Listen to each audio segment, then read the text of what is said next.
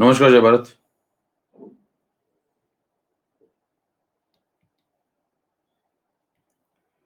क्या हाल है भाई? कुछ लोग क्लास ही नहीं मिल रही है। क्यों भाई? क्लास नहीं मिलेगी ना? क्लास नहीं ढूंढ पाने गए लोग तो। लिंक भी भेज दिया भाई साहब। अभी कोई ऐसा ऐसा लिंक मिल जाए तो भाई साहब सब ढूंढ लेंगे। समझ रहे हो?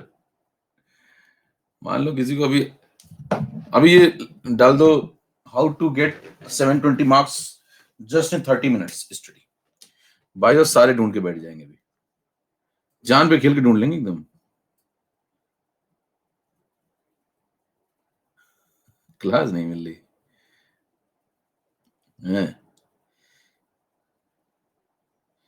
ये है, क्लास नहीं मिल सकती भाई साहब। ढूंढ नहीं पा रहे, क्लास नहीं ढूंढ पा रहे हैं। कहा ग्रुप ज्वाइन कर लो, ग्रुप पता नहीं भैया कौन सा ग्रुप है। इसीलिए कहा था ज्वाइन कर लो कि नहीं, ग्रुप ज्वाइन करेंगे तो हमें जो है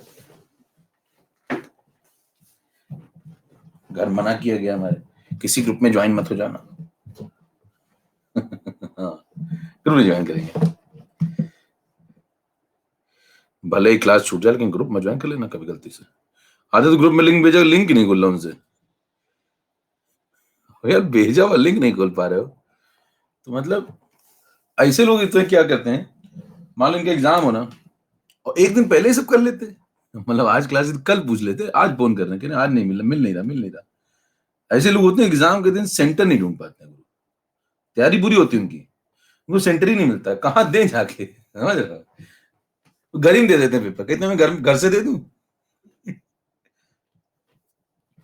और घर के बाहर बोर्ड लगा लेते हैं ऐसे, एजम्पशन, यही मेरा सेंटर है, ये मेरा सेंटर है, अंदर नीट चल रहा है, 3 घंटे को डिस्टर्ब मत कर देना। घर वाले से बोल के बैठ जाते हैं अंदर ही, दरवाजा बंद करके। मतलब ढूंढ लो ना यार लिंक, थोड़ा लिंक ढूंढना बहुत आसान काम है। मैंने कहा प्रोफाइल फॉलो कर लो, प्रोफाइल नहीं फॉलो करनी भैया को, है ना? प्रोफाइल नहीं फॉलो की होगी अभी तक, प्रोफाइल भी नहीं फॉलो करनी है। मैंने कहा यार गुरु ग्रुप में ज्वाइन कर लो, वहां से इंफॉर्मेशन, वो भी नहीं करना है। ढूंढ कुछ पाते नहीं है तो आराम कर लो ना थोड़ा सा जीवन में। हाँ, आराम करो जीवन में, रेस्ट। बहुत हैवी ड्राइवर गुरु। चलो स्टार्ट करें। ठीक है भाई, कहां तक पहुंच गए थे हम लोग? चलो रेडी। अच्छा, दो चार देखो और लेवल गजब है भाई साहब। जब 2 घंटे क्लास लगाते थे तो कहते थे क्लास बहुत ज्यादा लग रही है सर, 1.5 घंटे की कर दो, हम पढ़ नहीं पाते, सेल्फ स्टडी नहीं हो पाती। और 1.5 की कर दी, कह रहे 2 की कर दो सर, अब कोर्स नहीं खत्म होगा। चाहते क्या धरती से? उठा लेगा ऊपर वाला, कहेगा आ जाओ, हो गया, बहुत तड़पा लिया धरती पे तुमने, लौट आओ। फिर से कोरोना सेकेंड पार्ट भेज देगा। ऐसी आती प्रलय, ऐसी बातें सुन सुन के। चलिए स्टार्ट करें। पिछली क्लास में हम कहां तक पहुंच गए थे? सब लोग उठा दिखाई, यस स्टार्ट। हाँ देखो अभी शुरू हो गई, यस दो प्लीज, दो प्लीज। दो प्लीज वाले शुरू होगा। डेट वाले कहेंगे नहीं, डेट वाली ठीक है, और फिर लड़ाई करेंगे दोनों आपस में बैठ के, कहीं जो जिंदा बच जाए वो डिसाइड करेगा।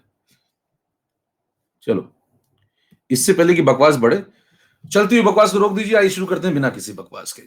चैट बंद होने वाली मेरे दोस्तों, सब लोग उठा दिखा रहे हैं जोरदार तरीके से। पिछली क्लास में मेरे ख्याल से इलेक्ट्रोकेमिकल सीरीज चल रहा था, इलेक्ट्रोकेमिकल सीरीज में सीरीज बता दी गई थी, और सीरीज के अंदर ये बातें हो गई थी कि नीचे आने पे सीआरपी बढ़ता है, ऊपर जाने पे एसओपी बढ़ता है, उसकी वजह से क्या क्या चीजें होती हैं इन पे डिस्कशन होना बाकी था। यहां तक हो गया ना मेरा? हेलो, हाँ जी, हाँ जी, चलिए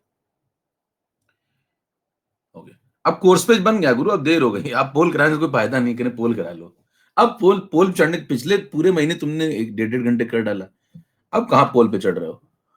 तब कहाँ थे तुम, जब लोग मुझ पे तहमत लगा रहे थे कि तुम 2 घंटे की क्लास लेते हो? तब कहाँ थे तुम मुझे बचाने क्यों नहीं आए? आइए शुरू करते हैं। अब तो 1.5 घंटे हो गए, अब तो कोर्स पेज बन गया ना। अब ऐसे लोग होते हैं, पेपर पूरा हो जाता है, मान नीट का पेपर दिया है, कहते हैं एक सवाल मेरा रह गया, मैं चला जाऊंगा देने एक बार, वो मेरा सही करवा दो आप, फिर थोड़ी सही होगा भैया, हो गया। अब आइए, इन सब बातों को छोड़िए, एनालिसिस पे आइए।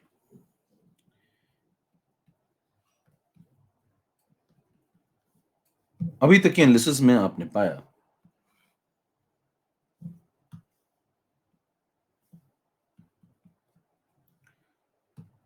कि सिस्टम में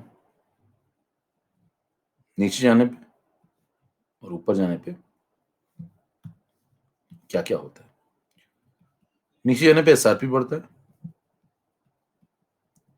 ऊपर जाने पे एसओपी बढ़ता है। यहां तक की चर्चा हो गई थी और इसके बेसिस पे मैंने आपको स्ट्रॉन्गेस्ट रिड्यूसिंग एजेंट और स्ट्रॉन्गेस्ट ऑक्सीडाइजिंग एजेंट भी बता दिए थे।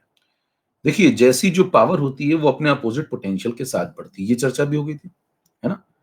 जो पावर होती है वो अपने अपोजिट पोटेंशियल के साथ बढ़ती है। तो अगर आपको ऑक्सीडाइजिंग पावर जोरदार ढूंढनी हो, है ना, तो क्या करना, एसआरपी जोरदार ढूंढना। और एसआरपी जोरदार कहां मिलेगा, बॉटम पे। तो हम लोग F2 के पास चले गए थे। यस, पॉइंट समझ में आया। दिमाग में चलाइए कैसे, देखिए, है ना। अगर आपको ऑक्सीडाइजिंग पावर ढूंढनी है जोरदार, तो उसका अपोजिट पोटेंशियल एसआरपी बड़ा ढूंढिए। एसआरपी बड़ा कहां मिलेगा, बॉटम पे। सबसे बॉटम पे आ गए, F2 मिल गया। कर लिया था, ये कर चुके थे ना भाई, F2 समझा चुका हूं। यस यस, रिवाइज करा रहा हूं जल्दी से, 1 मिनट में। फिर अगर आपको सबसे जबरदस्त रिड्यूसिंग पावर ढूंढनी हो तो एसओपी सबसे बड़ा ढूंढिए, अपोजिट पोटेंशियल। टॉप पे मिलेगा, टॉप पे ढूंढा तो एलआई मिल गया। ये भी बता दिया था मैंने पिछली क्लास में, यहां तक हो गया था। अब हम लोग नेक्स्ट एनालिसिस की तरफ बढ़ रहे हैं, स्लाइड नंबर 2। ये सब अगर आपने नहीं सुना है तो इसके लिए पिछली क्लास आपको देखनी पड़ेगी, ठीक है। अब देखिए, यहाँ पे जो हम एनालिसिस कर रहे हैं, अभी पहले हेडिंग डाल लेते हैं।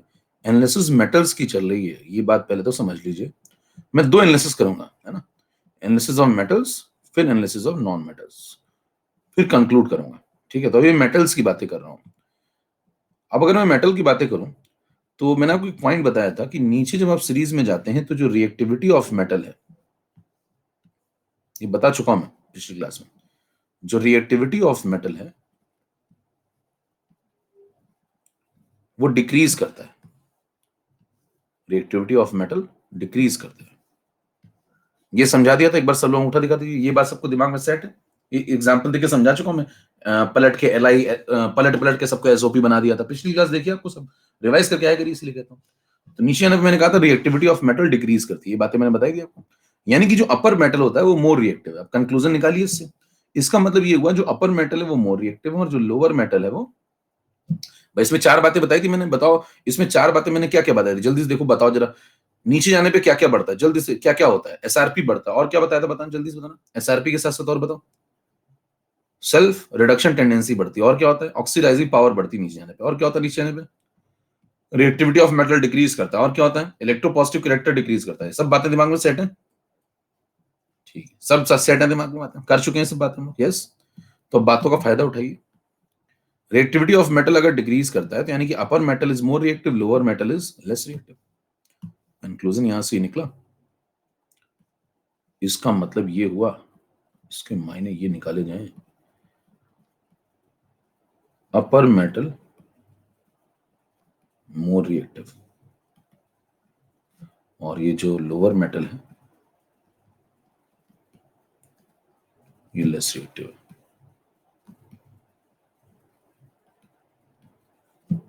ठीक है।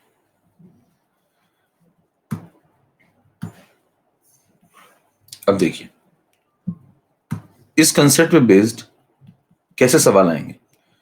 उसने कहा Zn लिया मैंने और उसकी रिएक्शन मैंने कॉपर सल्फेट से करा दी। पूछा जाएगा ZnSO4 बना और कॉपर बना, ये सॉलिड है, ये एक्वस है, ये एक्वस है, ये सॉलिड। पूछेगा ये स्पॉन्टेनियस है कि नहीं। ये जो प्रोसेस लिखा हुआ है ये स्पॉन्टेनियस है। स्पॉन्टेनियस का मतलब नेचुरल है, मतलब होगा कि नहीं होगा। यस और नो में जवाब देना, मतलब ये ट्रू है या फॉल्स है। चलिए पोल कराते हैं जल्दी से, ट्रू फॉल्स, मतलब होगा या नहीं होगा। स्पॉन्टेनियस है तो ट्रू लिखिए और स्पॉन्टेनियस नहीं है तो फॉल्स लिखिए। तो 87% लोग करीब कह रहे हैं कि हाँ ये ट्रू है। ठीक बात है। देखिए कैसे, सीरीज अगर आपको थोड़ी सी ध्यान हो तो सीरीज मैंने आपको बताया था कि भाई साहब Zn सीरीज में, सीरीज आपको याद ही होगी, ऊपर मिला था, है ना, और कॉपर नीचे मिला था। तो Zn अगर ऊपर मिला था तो ये ज्यादा रिएक्टिव है और कॉपर लेस रिएक्टिव है। तो आप कहेंगे Zn इज मोर रिएक्टिव, ऊपर मिला था सीरीज में, और कॉपर नीचे मिला था तो ये लेस रिएक्टिव है। ठीक है भाई, फिर क्या हुआ, ठीक है। तो ये मोर रिएक्टिव मेटल है ऊपर वाली पार्टी और नीचे वाली लेस रिएक्टिव मेटल है। 86% लोग सही जवाब दे रहे हैं। चैतन्य, अंश, अमोल। देखिए अब क्या होगा, जो मोर रिएक्टिव आदमी है, ये देखो ज्यादा रिएक्टिव आदमी है ना, तो ये ZN ज्यादा रिएक्टिव आदमी है। तो अगर ज्यादा रिएक्टिव आदमी कभी मोर रिएक्टिव आदमी चला गया लेस रिएक्टिव के घर, देखो ये मोर रिएक्टिव है ना, ये ZN मोर रिएक्टिव है, ये चला गया कॉपर के घर। कॉपर किसके साथ रह रहा था? सल्फेट के साथ। तो मोर रिएक्टिव जिंक कहेगा कॉपर से, ZN कहता है कॉपर से कि मैं तुमसे ज्यादा रिएक्टिव हूं, और कॉपर सल्फेट कॉपर के घर चला गया और कहता है कि अब सल्फेट के साथ आज से मैं रहूंगा और तुम भाग जाओ यहाँ से।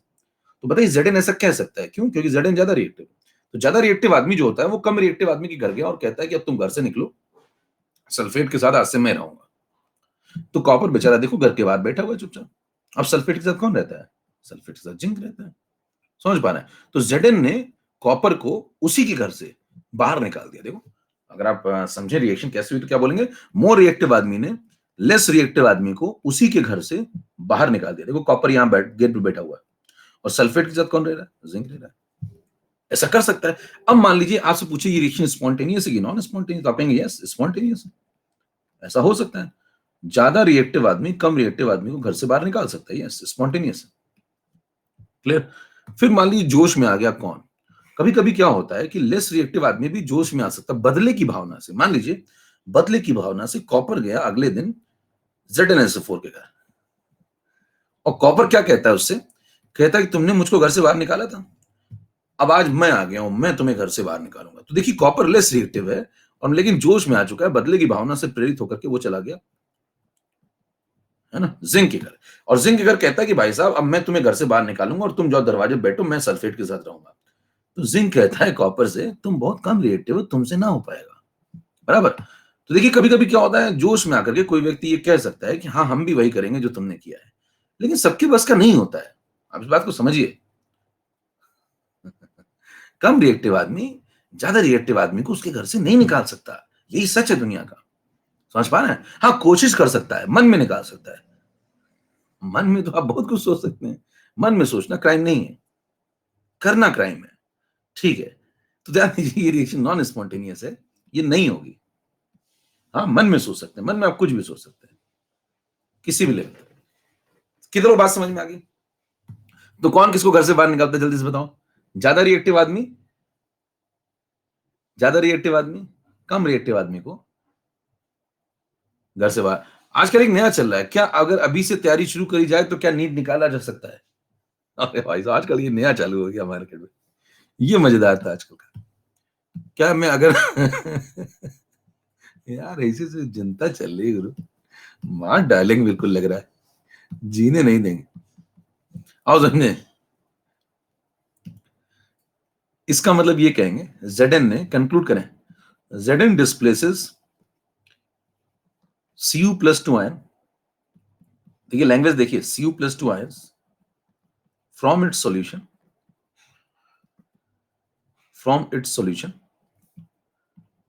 Copper sulphate aqueous semicolon in the form of copper solid। देखिए लैंग्वेज समझ पा रहे हैं आप? ZN solid displaces Cu+2 aqueous ions from its solution copper sulfate in the form of Cu। यानी कि ZN ने Cu+2 आयन को डिस्प्लेस कर दिया उसके सॉल्यूशन में से in the form of copper solid, Cu solid के फॉर्म में डिस्प्लेस कर दिया। ठीक है, तो जिंक ने यहां से किसको डिस्प्लेस किया? कोई पूछे यहां किसको डिस्प्लेस किया है, तो कॉपर को थोड़ी डिस्प्लेस किया है, कॉपर+2 आयन को डिस्प्लेस किया। देखिए यहां Cu+2 आयन थे ना, तो जिंक जीरो स्टेट में था, उसने Cu+2 को Cu के फॉर्म में इसके सॉल्यूशन में से डिस्प्लेस करके बाहर बैठा दिया। लैंग्वेज समझ पा रहे हैं? Correct language. ZN displaces Cu+2 ion in the form of Cu from its solution। Hello guys, क्या आपसे तैयारी करूं तो नीट निकल सकता है? कह दो हर सवाल का जवाब नहीं मिल सकता, मेरे प्यार का हिसाब नहीं मिल सकता। आइए समझे अगला एनालिसिस को आगे बढ़ाइए। एनालिसिस नंबर 1 ये हो गई भैया, ये हो गई पिछली क्लास में। एनालिसिस नंबर 2 ये हो गई, ठीक है, एनालिसिस नंबर 2 ये हो गई। 2 नंबर मेन पॉइंट देखिए, 1 नंबर जो पिछली क्लास में हो गया, 2 नंबर ये हो गया, और 3 नंबर पे हम लोग अब चलते हैं। Analysis number 3।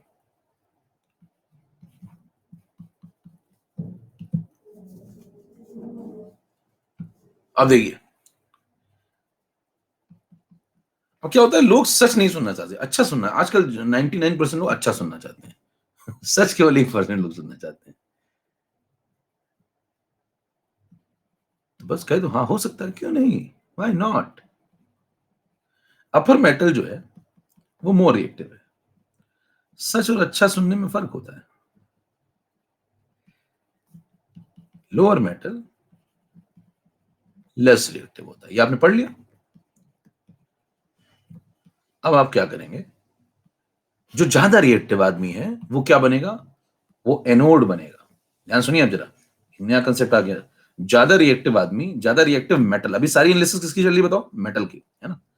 ज्यादा रिएक्टिव जो मेटल होगा वो एनोड बनेगा, और जो लोअर मेटल होगा, मतलब जो लेस रिएक्टिव होगा, वो कैथोड बनेगा। सोच के देखिए आप, अगर कोई मेटल मान लो जैसे एलआई है, अगर ज्यादा रिएक्टिव है, एलआई न्यूट्रल फॉर्म में अगर ये ज्यादा रिएक्टिव है, तो ज्यादा रिएक्टिव है तो ऑक्सीडाइज होना चाहेगा ना ज्यादा, और ऑक्सीडाइज होना चाहेगा। देखो अपर मेटल जो होते हैं जैसे एलआई, वो बहुत रिएक्टिव है, तो क्या करेगा, वो क्या होना चाहेगा, वो ऑक्सीडाइज होना चाहेगा, वो एलआई से एलआई प्लस में कन्वर्ट होना चाहेगा। तो वो किस पे काम करना चाहेगा अच्छी तरीके से, एनोड पे।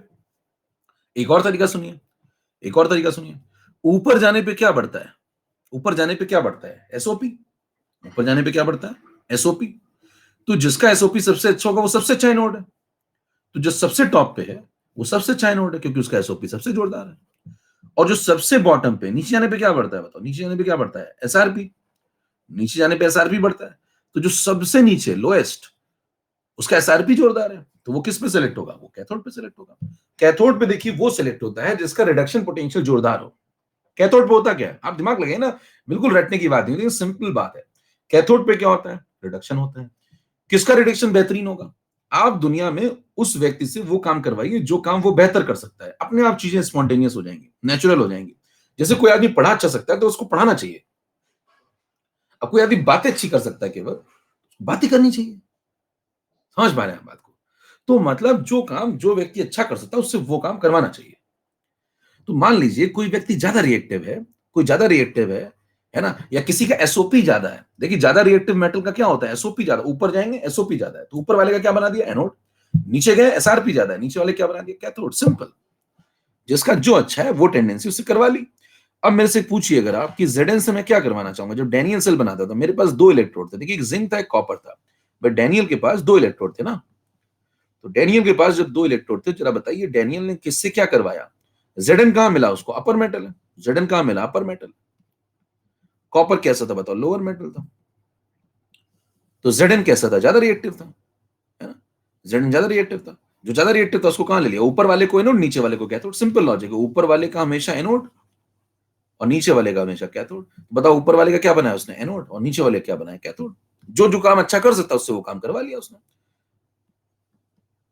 जेडन से देखिए उसने एनोड बनवा लिया, कॉपर से उसने कैथोड बनवा लिया। पॉसिबिलिटी दोनों के पास दोनों थी, दोनों के पास, ध्यान दीजिए, जिंक के पास दोनों पॉसिबिलिटी थी, ऑक्सीडाइज भी हो सकता है, रिड्यूस भी हो सकता है।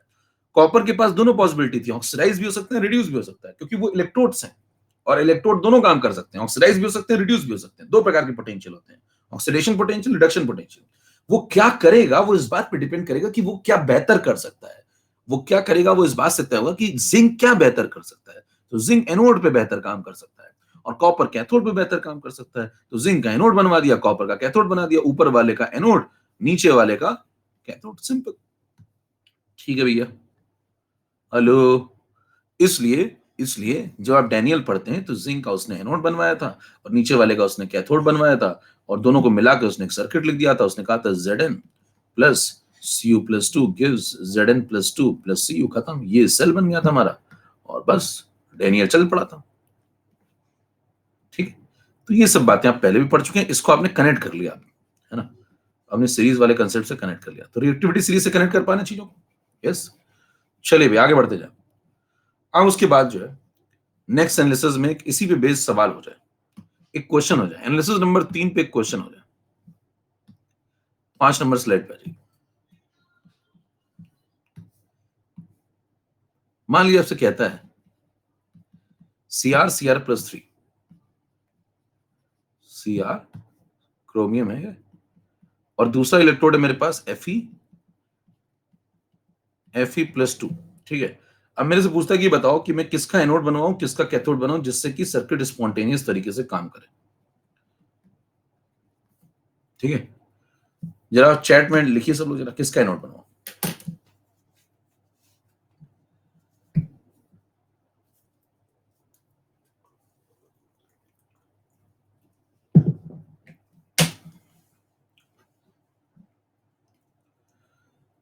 तो ऊपर वाले का एनोड, नीचे वाले का कैथोड, सिंपल। सीरीज में कौन ऊपर होता है, जल्दी से बताओ, सीरीज में कौन ऊपर होता है? सीरीज आपको ध्यान है? सीरीज आपको ध्यान है? देखिए सीरीज में ऐसा चला था,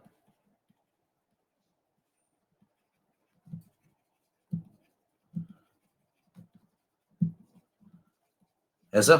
देखो क्रोमियम यहां ऊपर आया था, Fe नीचे आया था, देखो चेक करो। क्रोमियम ऊपर था, Fe नीचे था, क्लियर। और क्रोमियम अगर ऊपर था तो बताइए, क्रोमियम सीरीज में ऊपर, तो क्रोमियम के क्या बनवाएंगे, एनोड, है ना। तो क्रोमियम जाएगा एनोड पे, अपर है,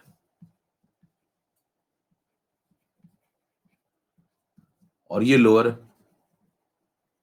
तो ऊपर वाले का एनोड और नीचे वाले का कैथोड। तो देखिए होता क्या, हमेशा कंसेप्ट समझिए, सॉल्ट ब्रिज के बाई दिशा में हमेशा, इधर सॉल्ट ब्रिज के इधर हमेशा एनोड होता है, एवरी, किसी भी सेल में आप कोई भी सेल पकड़ लीजिए आप, है ना, एवरी सेल। तो इधर हमेशा एनोड होगा, हमेशा। और सॉल्ट ब्रिज के इस तरफ हमेशा आप कैथोड लिखेंगे, कोई भी सेल के रिप्रेजेंटेशन में, है ना। तो बात समझ में आई? तो इधर हमेशा एनोड, इधर हमेशा कैथोड। तो बताइए ये एनोड पे काम करेगा, ये कैथोड पे। अगर ऐसा करा देते हैं तो प्रोसेस कैसा हो जाएगा, स्पॉन्टेनियस। क्लियर, ये सेल रिप्रेजेंटेशन हो गया। तो आपसे पूछा जाए बताइए इससे आपने क्या काम करवाया, तो आप कहेंगे इससे मैंने एनोड बनवाया, और ये लोअर था, इससे मैंने कैथोड बनवाया। मेरे ख्याल से बात क्लियर है। अगर आप इसका उल्टा कर दें, मान लीजिए मैं कह दूं इसका उल्टा कर दूं, मैं मान लो ऐसा काम कर दूं, स्लाइड नंबर 6 पे आ जाइए। मान लीजिए मैं आपसे कहूं कि Fe+2 Cr+3 Cr, कह रहे ये सर्किट ले लें, तो कहेंगे नॉन स्पॉन्टेनियस, नॉन स्पॉन्टेनियस। कोई प्रोसेस अगर एक दिशा में स्पॉन्टेनियस है तो उसके अपोजिट डायरेक्शन पे नॉन स्पॉन्टेनियस है। झरने का पानी अगर ऊपर से नीचे गिर रहा है, वो अपने आप गिर रहा है, तो ये स्पॉन्टेनियस है। अगर आप इसी पानी को ऊपर ले जाना चाहते हैं तो क्या जा नहीं सकता, जा सकता है। पर झरने का पानी ऊपर से नीचे गिर गया, मतलब क्या हुआ, काइनेटिक एनर्जी पोटेंशियल एनर्जी में कन्वर्ट हुई, एनर्जी कन्वर्जन ही तो है मेरे दोस्त, थर्मो थर्मो थर्मो थर्मो ही तो है, समझ पा रहे हैं। तो ऊपर एक पोटेंशियल एनर्जी थी, वो काइनेटिक एनर्जी में एनर्जी कन्वर्जन ही तो है। तो बताइए ऊर्जा का एक जगह से दूसरी दूसरी ऊर्जा में स्थानांतरण हो सकता है, एनर्जी कन्वर्जन हो सकता है, यस। तो ऊपर से पानी नीचे गिर गया, ठीक है, तो ऐसा हो सकता है। अच्छा अगर बताइए नीचे से ऊपर पानी चला जाए तो क्या एनर्जी कन्वर्जन नहीं है? अगर मान लीजिए नीचे से पानी ऊपर चला जाए तो क्या एनर्जी कन्वर्जन नहीं है। थर्मो में फर्स्ट लॉ को कोई दिक्कत नहीं है, लेकिन मेरे दोस्त सेकंड लॉ को दिक्कत है। सेकंड लॉ कहता है, सेकंड लॉ कहता है, सेकंड लॉ क्या कहता है, सेकंड लॉ कहता है कुछ चीजें होती हैं और कुछ चीजें नहीं होती हैं, कुछ चीजें होती हैं और कुछ चीजें नहीं होती हैं, ये सेकंड लॉ बोलता है। समझ में आ रहा है, लॉजिक समझ पा रहे हैं बात? तो सेकंड लॉ बताता है कि ये अगर एक दिशा में अगर पानी का नीचे गिरना है, तो नेचर में आप जाइए तो पानी नीचे ही गिरता है। हालांकि ऊपर जाने पे भी एनर्जी कन्वर्जन हो रहा है, लेकिन पानी गिरता नीचे ही है, ये सेकंड लॉ बताता है। ठीक है भैया, ओके, पॉइंट समझ में आ गया? ठीक है, कोई बात नहीं, मुंह टेढ़ा करने वाला करने दो, कोई दिक्कत नहीं है। ये घर में भी ऐसे करते हैं, मान लो घर वाले खाना दे के नहीं, मैं गुस्सा रहते हैं, हमेशा गुस्सा रहते हैं। ये समाज से गुस्सा है, परमानेंट, पूरे समाज से गुस्सा है। ये सिर्फ मुझसे गुस्सा नहीं, ये पूरे समाज से गुस्सा है, ये अपने आप से भी गुस्सा है। आइए, तो ठीक है, इट्स ओके, सब ठीक हो जाएगा, भगवान में भरोसा रखो, आज नहीं तो कल सब ठीक हो जाएगा।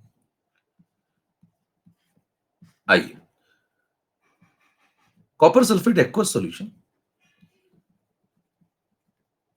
कैन बी केप्ट, अगला concept, in the vessel made by, बस मेरा आशीर्वाद आपके साथ है। आप जितना जो है इतना लॉजिकल पढ़ाने वगैरह आप बैठ के मुंह टेढ़ा कर रहे हैं फालतू में, तो मेरा आशीर्वाद आपके साथ है। अंदर ही अंदर मैंने आपको आशीर्वाद दे दिया है। हाँ, वो आपको दिखेगा आशीर्वाद, हाँ, और मेरा आशीर्वाद खाली नहीं जाता, यकीन मानिए आप। दिखेगा आपको बिल्कुल।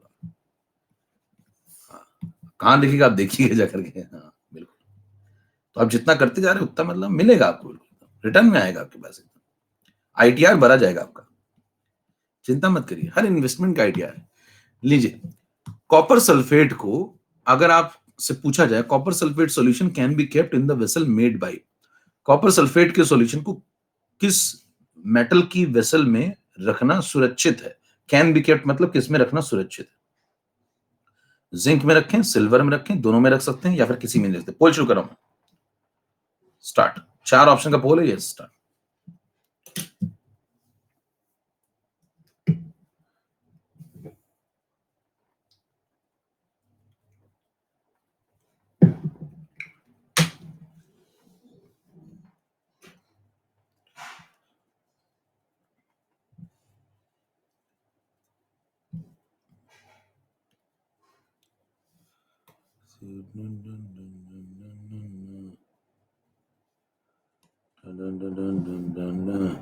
सिक्सटी 7%। ओके, आइए देखें।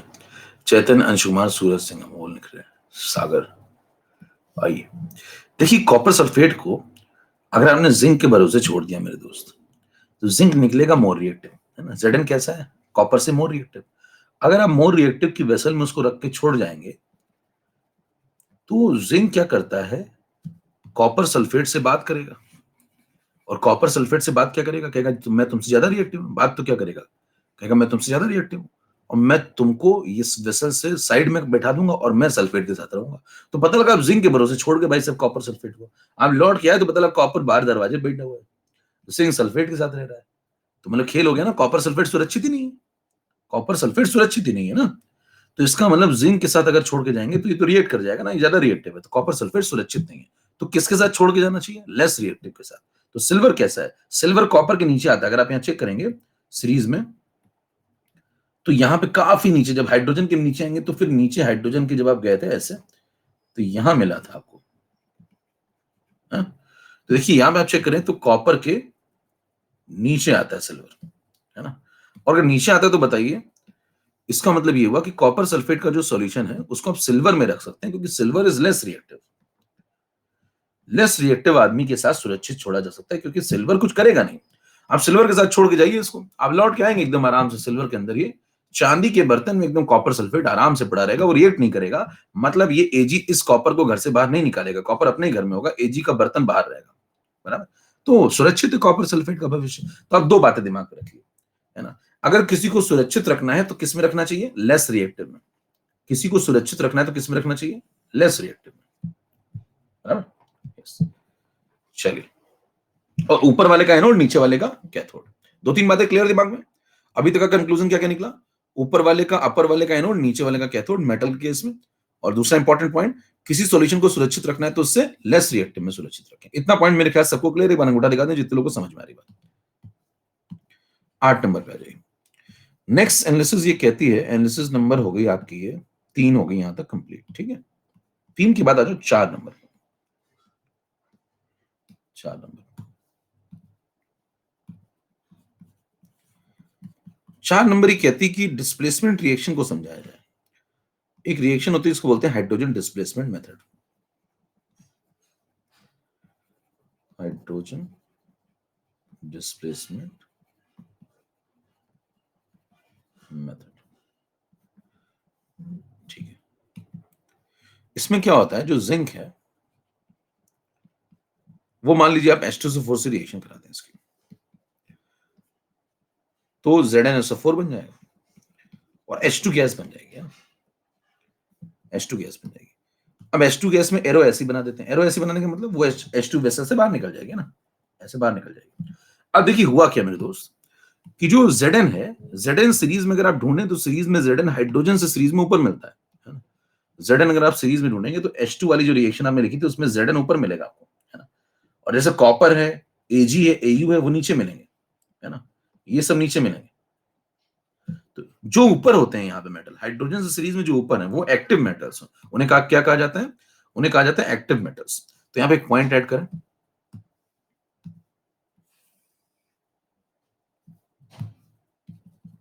मेटल्स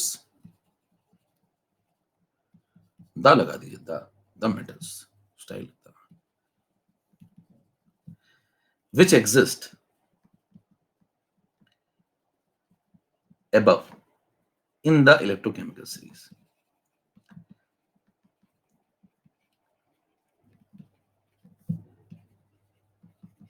above हाइड्रोजन और ऐड कर लीजिए।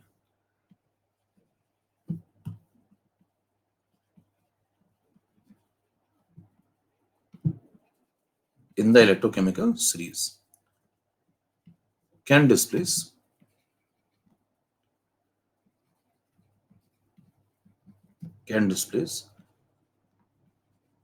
H2 gas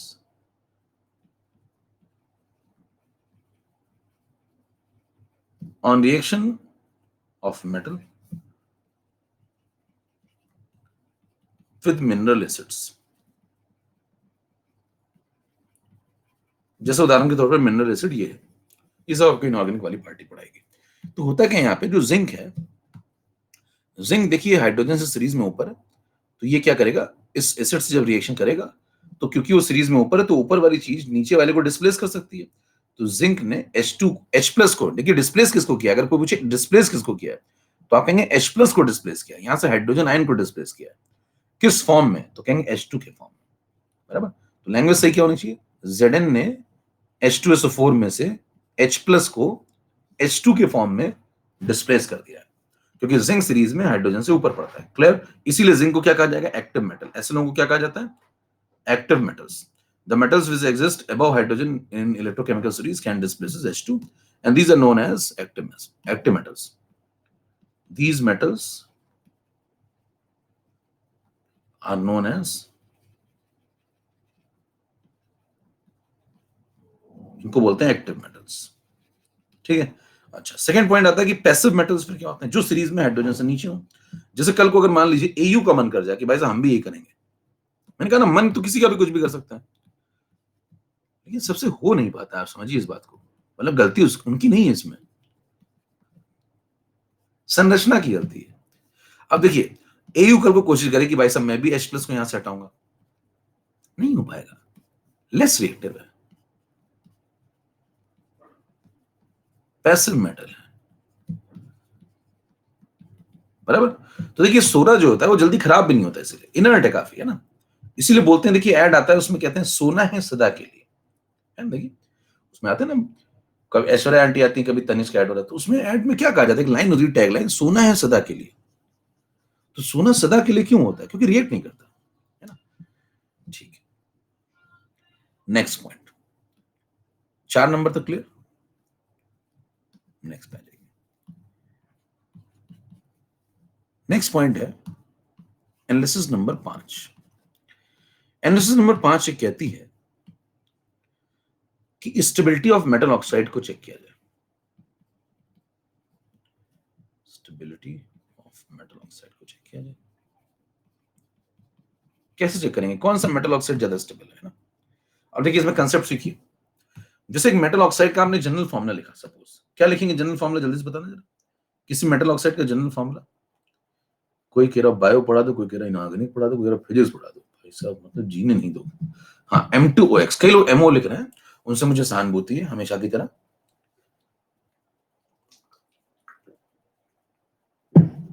हाँ, जबकि मोल कंसेप्ट पढ़ाया जा चुका है, अभी भी कई लोग MO लिख रहे हैं, ठीक है, मैंने कहा ना ठीक, आइए समझे। तो भैया M2OX होता है, कई बार सिखा चुका हूं मैं आपको, M के ऊपर +X होता है, ऑक्सीजन के ऊपर -2 होता है, जब क्रॉस करेंगे तो M2OX बनेगा, ये मेटल ऑक्साइड है, जनरल फॉर्मूला, ठीक है। अब देखिए होगा क्या, और सबका होना जरूरी भी है, देखिए हर प्रकार का व्यक्ति होना चाहिए, उसमें दिक्कत नहीं है, तभी तो चलेगा ना सिस्टम, तभी चलता है। अब देखिए स्टेबिलिटी ऑफ मेटल ऑक्साइड, अगर आप समझना चाहते हैं कि इनमें से कौन सा मेटल ऑक्साइड ज्यादा स्टेबल है, तो आप लॉजिक क्या लगाएंगे, लॉजिक ये लगाएंगे कि जैसे मेटल है +X चार्ज वाला, अगर इसकी पॉजिटिव इलेक्ट्रिक फील्ड स्ट्रांग हो जाए, इसकी अगर पॉजिटिव इलेक्ट्रिक फील्ड स्ट्रांग हो जाए तो ये क्या करेगा, जो ऑक्साइड है माइनस चार्ज वाला उसको अपनी तरफ ज्यादा बाइंड करेगा। ध्यान दीजिए क्या बोल रहा हूं, अगर इस मेटल की पॉजिटिव इलेक्ट्रिक फील्ड स्ट्रांग हो जाए तो ये अपनी तरफ ऑक्सीजन को ज्यादा अच्छे से बाइंड कर पाएगा, है ना। तो अगर इस मेटल की पॉजिटिव इलेक्ट्रिक फील्ड जोरदार होगी तो ये ऑक्सीजन को अपने साथ तेजी से बाइंड करेगा, और जितना मजबूती से बाइंड करेगा उतनी स्टेबिलिटी बढ़ जाएगी। तो अब सोचना शुरू करो, स्टेबिलिटी कब बढ़ेगी, सोचना शुरू करोगे तो कहेंगे स्टेबिलिटी तब बढ़ेगी, स्टेबिलिटी तब बढ़ेगी जब ये अच्छे से बाइंड करे। कौन? ये मेटल प्लस चार्ज वाला ऑक्साइड को। अच्छा, कब अच्छे से बाइंड करेगा? जब इसको अपनी तरफ अच्छे से घसीटेगा। कब अच्छे से घसीटेगा इसको अपनी तरफ? जब इसकी पॉजिटिव इलेक्ट्रिक फील्ड जोरदार हो, तभी तो नेगेटिव को घसीटेगा। तो इसकी पॉजिटिव इलेक्ट्रिक फील्ड जोरदार होनी चाहिए। कब इसकी पॉजिटिव इलेक्ट्रिक फील्ड जोरदार होगी? जब ये काफी अच्छा महसूस कर रहा हो, जैसे इसके ऊपर प्लस कैरेक्टर जो रखा गया है ये काफी स्टेबल हो। अगर इसको पॉजिटिव चार्ज पसंद है तो इसकी फील्ड जोरदार होगी। तो इसका इलेक्ट्रो पॉजिटिव कैरेक्टर अगर अच्छा होगा, किसका? मेटल का। तो मेटल का इलेक्ट्रो पॉजिटिव कैरेक्टर जितना जोरदार होगा उतना वो ऑक्साइड को अपने साथ कंबाइन अच्छे से करेगा, नेगेटिव वाले को अपने साथ ज्यादा तेजी से बांधेगा। तो लॉजिक क्या बना? जिस मेटल का इलेक्ट्रो पॉजिटिव कैरेक्टर मेटल का अगर जोरदार हुआ, तो जिसका मेटल का इलेक्ट्रो पॉजिटिव कैरेक्टर जितना जोरदार होता है उसके ऊपर पॉजिटिव चार्ज उतना स्टेबल होता है। तो जितना उसके ऊपर पॉजिटिव चार्ज स्टेबल महसूस कर रहा होगा उतनी उसकी electric field, positive electric field उतनी जोरदार होगी, और जितनी इलेक्ट्रिक फील्ड जोरदार होगी नेगेटिव को उतना मजबूती से बांधेगा और स्टेबिलिटी ऑक्साइड की बढ़ जाएगी। तो स्टेबिलिटी किस में डिपेंड करती है? इलेक्ट्रो पॉजिटिव कैरेक्टर पे। अब आपको एक पॉइंट पढ़ाया गया था, ये कंसेप्ट क्लोज हो गया। देखिए ये कंसेप्ट तो क्लोज हो गया, ठीक है। अब आपको एक पॉइंट पढ़ाया गया था, ये कंसेप्ट बॉक्स के अंदर बंद हो गया। एक पॉइंट आपको पढ़ाया गया था, उसको साइड में समझिए। साइड में आपको सिखाया गया था कि जब आप सीरीज में नीचे जाते हैं, है ना, जब आप इलेक्ट्रोकेमिकल, इसको बहुत सिस्टमैटिक नोट्स बनाना, नहीं तो भैया पता लगा कहीं की बात कहीं आपने ऐड कर ली, है ना। तो बॉक्स वगैरह बनाया इसलिए जा रहा है क्योंकि बिल्कुल क्लियर कट रहे, वो बात बंद हो गई, ऊपर बंद हो गई कहानी। अब नीचे समझिए। अगर आप इलेक्ट्रोकेमिकल सीरीज में नीचे की दिशा में जाते हैं तो मैंने आपको पढ़ाया था कि जो इलेक्ट्रो पॉजिटिव कैरेक्टर है वो electro positive character of metal, हाँ, क्या हो जाता है भैया? डिक्रीज हो जाता है। पढ़ा चुका मैं, इलेक्ट्रो पॉजिटिव कैरेक्टर मेटल का डिक्रीज हो जाता है। तो आपने ये बात पढ़ी कि जो सीरीज में नीचे की दिशा में जाएंगे तो इलेक्ट्रो पॉजिटिव कैरेक्टर डिक्रीज होगा। तो बताइए, ऊपर वालों का इलेक्ट्रो पॉजिटिव कैरेक्टर इसका मतलब जोरदार है, नीचे वालों का इलेक्ट्रो पॉजिटिव कैरेक्टर खराब है। हेलो, ठीक है, जीवित है सब लोग? ठीक है। तो बताइए, ऊपर वालों का इलेक्ट्रो पॉजिटिव कैरेक्टर जोरदार है, नीचे वालों का इलेक्ट्रो पॉजिटिव कैरेक्टर खराब है। इसका मतलब ऊपर वाले ज्यादा अच्छा इलेक्ट्रो पॉजिटिव कैरेक्टर दिखाएंगे, यस। ऊपर वाले इसका मतलब अच्छी तरीके से ऑक्साइड को बाइंड करेंगे, यस। यानी कि ऊपर वालों के मेटल ऑक्साइड ज्यादा स्टेबल होंगे, यस। खत्म हो गई बात। तो बताइए कौन से मेटल ऑक्साइड ज्यादा स्टेबल होते हैं? अपर वालों के। बात समझ में आ गई? क्लियर? चलिए 11 नंबर पे जरा इस पे सवाल पे आ जाइए। तो 11 नंबर पे आपसे एक सवाल पूछता हूँ। कंसेप्ट आपको समझ में आ गया? कंसेप्ट फिर सुन लीजिए ध्यान से एक बार, मैंने क्या बोला। इलेक्ट्रोकेमिकल सीरीज में जब आप नीचे की दिशा में जाते हैं तो इलेक्ट्रो पॉजिटिव कैरेक्टर मेटल का डिक्रीज करता है। एक तो ये बात हो गई। दूसरी बात ये हो गई कि अगर इलेक्ट्रो पॉजिटिव कैरेक्टर जोरदार होगा मेटल का तो स्टेबिलिटी ऑफ मेटल ऑक्साइड जोरदार होती है, क्योंकि मेटल उतनी अच्छे से ऑक्साइड को बाइंड करता है। अब अगर आप सीरीज में देखें तो ऊपर वाले जो मेटल होते हैं उनके अंदर इलेक्ट्रो पॉजिटिव कैरेक्टर अच्छा है, और जो नीचे वाले मेटल होते हैं उनके अंदर इलेक्ट्रो पॉजिटिव कैरेक्टर खराब है। तो ऊपर वाले जो अच्छे इलेक्ट्रो पॉजिटिव कैरेक्टर रख रहे हैं उन्हीं के मेटल ऑक्साइड ज्यादा अच्छे स्टेबल होंगे। तो सीरीज में अपर वालों के मेटल ऑक्साइड ज्यादा स्टेबल होते हैं, लोअर वालों के मेटल ऑक्साइड लेस स्टेबल होते हैं। क्लियर? हेलो, चलें सवाल। Li2CO3 Ag2CO3,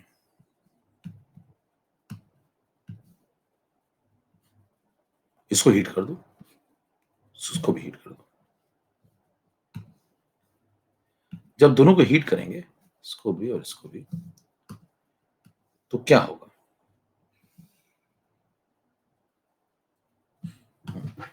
मान लीजिए हमने Li2CO3 को हीट किया। आपसे पूछता है Li2CO3 को जब मैं हीट करूंगा तो क्या बनेगा, एंड प्रोडक्ट क्या बनेगा? ठीक है, ये सवाल इनऑर्गेनिक में आते हैं सब। तो इनऑर्गेनिक के कंसेप्ट निकले कहां से?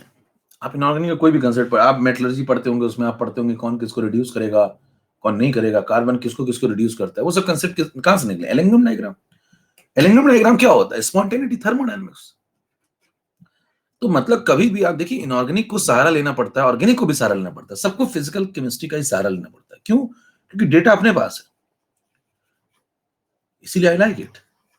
ध्यान दीजिए, सबको इसी का सहारा लेना पड़ेगा, इसी के पास तो डेटा है। और डेटा अगर इसके पास है तो भाई साहब डेटा ही जब तक ये डेटा ही नहीं देगा आप करोगे क्या?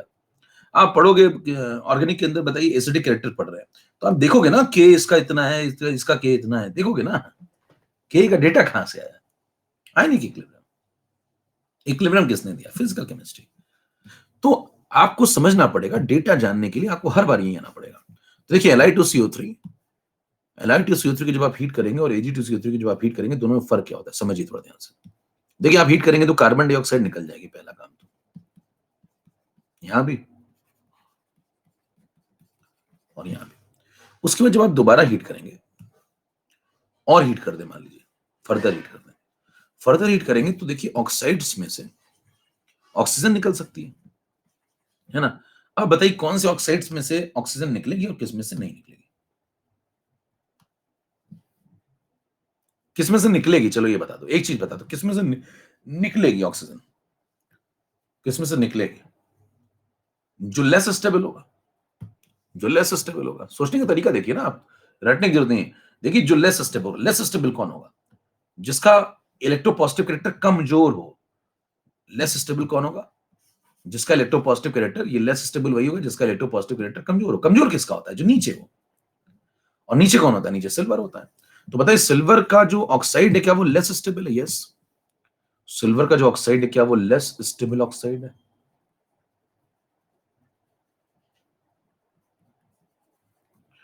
और अगर ये ऑक्साइड लेस स्टेबल है तो ये हीट करने पे फर्दर हमें सिल्वर दे देगा और ऑक्सीजन निकल जाएगी। इसका मतलब ये एंड प्रोडक्ट होगा, ठीक है।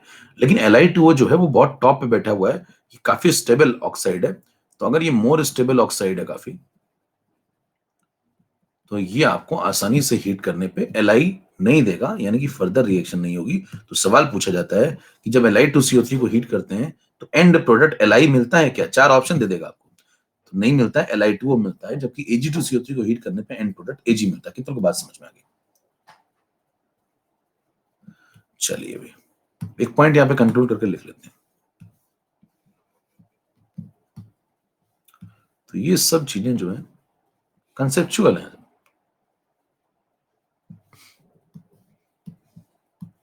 कई लोग अभी क्लास ढूंढ रहे होंगे, क्लास कहाँ है? क्लास तो आदमी में होती है ना, आप में होगी तो अब मिल जाएगी आपको class. Metal which exist below copper in the electrochemical series. ध्यान से पढ़िए जो मैं लिख रहा हूं। In the electrochemical series will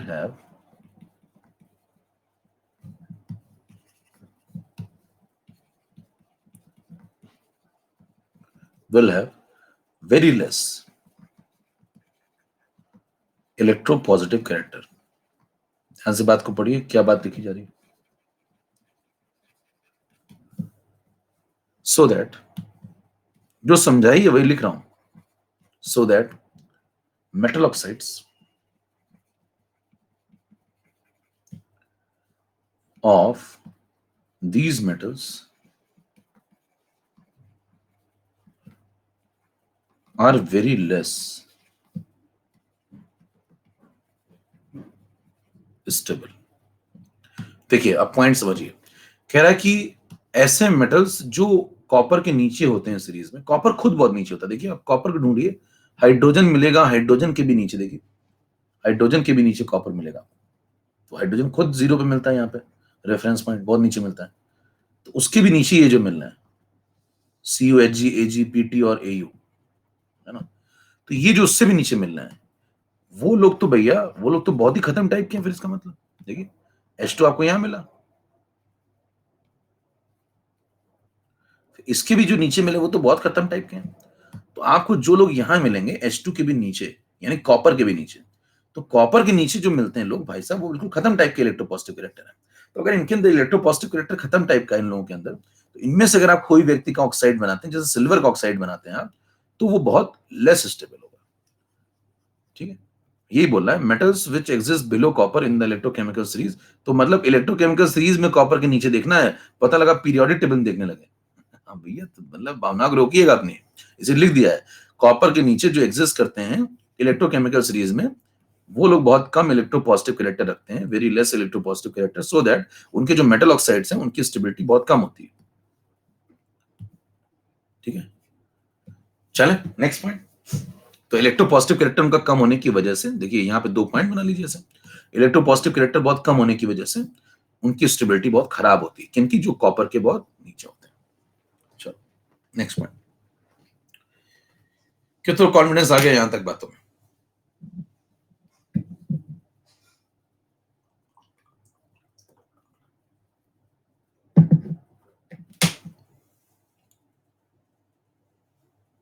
ठीक है, चलो और करते हैं 12 नंबर पे।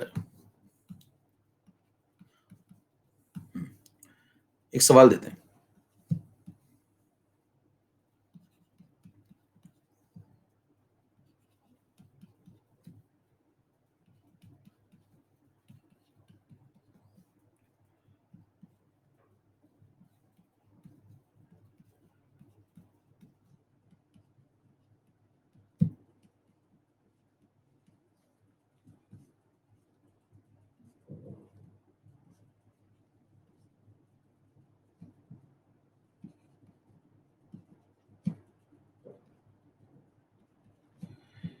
तू का तो मुंह अभी से टेढ़ा हो गया। एक का अभी से टेढ़ा हो गया, मतलब सवाल देखते ही टेढ़ा हो गया।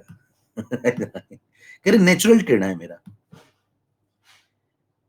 कह रहे मेरा नेचुरली टेढ़ा है। जैसे मान लो एक मैं क्लास में पढ़ाता था ऑफलाइन में, तो एक लड़का भाई साहब जो है, मेरे को लगता था वो परमानेंटली हंसता ही रहता था। तो मैंने एक बार उसको खड़ा कर दिया कि यार मैं पढ़ा रहा हूँ इतने सीरियसली, तुम हंस क्यों रहे हो? तो कह रहा मैं हंस नहीं रहा सर, मेरा चेहरा ही ऐसा है। कहता मैं हंस नहीं रहा हूँ सर, मेरा चेहरा ही ऐसा है। तो होता है कुछ लोग का नेचुरल होता है, हंसता हुआ चेहरा लेके पैदा हुआ लौटा। अभी ये लिए क्या कर लेंगे आप इसमें? लड़का हंसता हुआ चेहरा लेके पैदा हुआ है भाई, कह रहा मेरा चेहरा ही ऐसा है। तो इस टाइप के भी लोग होते हैं। हाँ।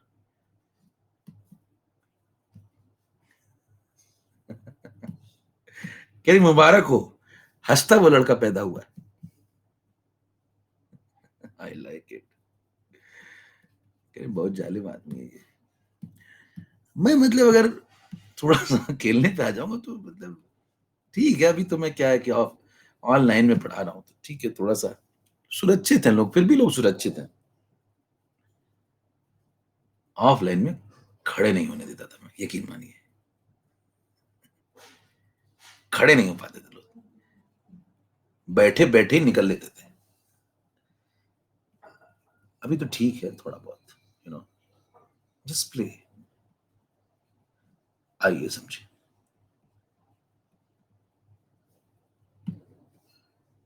-3 वोल्ट, -2 वोल्ट, -1.7 वोल्ट और +1.5 वोल्ट, ये सब एसआरपी दी मैं आपको 4 लोगों के। और अब आपको बताना है,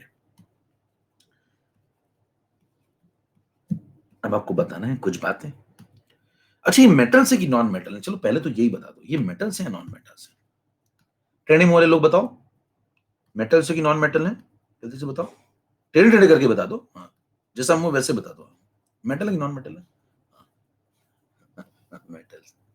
अच्छा, कैसे पता चला मेटल है? कैसे पता चला मेटल है बताओ? कहेंगे कि इसके ऊपर प्लस चार्ज है, देखो प्लस चार्ज है ना, तो प्लस चार्ज है तो पॉजिटिव कैरेक्टर तो मेटल के ऊपर नेगेटिव आएगा ना, नॉन मेटल होता तो ये मेटल से, ये देखने समझ में आपको आना चाहिए, सवाल देख करके समझ में आना चाहिए, ठीक है? तो अंडरस्टूड है कि मेटल है, लिख भी दिया जाएगा वहां पे कि ABCD मेटल्स है। चलो, ABCD 4 मेटल्स। अब देखिए उसने नाम नहीं दिया, मतलब नाम नहीं बताया, जैसे Li है या Na है या कॉपर है, कौन है नहीं बताया। तो 2 प्रकार के सवाल आते हैं। पहला, जिसमें आपको नाम दिया जाएगा, जब नाम दिया जाएगा तो सीरीज में आप ढूंढ लेंगे, एक तरीका वो हो सकता है भाई, जब नाम ही दे देगा तो आप सीरीज में ढूंढ लेंगे ना, कौन रिएक्टिव ज्यादा है, कौन किसका क्या पावर ज्यादा है, वो सब आपको पता ही है, ऑर्डर वगैरह। लेकिन अगर वो नाम नहीं देगा तो आपको लॉजिक पता है, लॉजिक से आप कनेक्ट करेंगे, क्योंकि नाम तो दिए नहीं उसने। अब लॉजिक पता है, लॉजिक से कनेक्ट करेंगे। आइए सवाल लगाते हैं। उसने मान लीजिए मेरे से पूछा पहला क्वेश्चन तो खैर ऊपर ही हो गया था, इसका ए पार्ट ले लीजिए। ए पार्ट उसने पूछा कि मेरे को बताओ रिड्यूसिंग पावर का ऑर्डर बता दो, ठीक है। और सेकंड पार्ट में उसने मेरे से पूछा ऑक्सीडाइजिंग पावर का ऑर्डर बता दो, ठीक है। और मैं आपको चार चार ऑप्शन दे रहा हूं। ऑब्जेक्टिव में कंफ्यूजन क्रिएट होता है तो वो आप थोड़ा सा क्लियर करिए। मैं आपको चार ऑप्शन भी दे रहा हूं।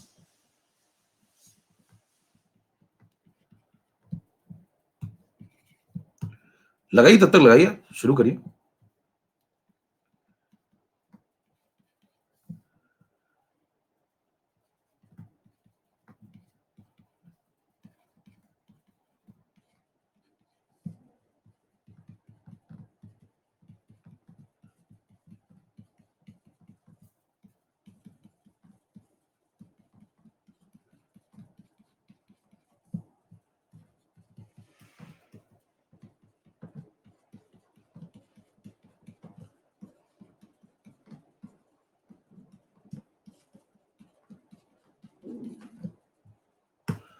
ठीक है,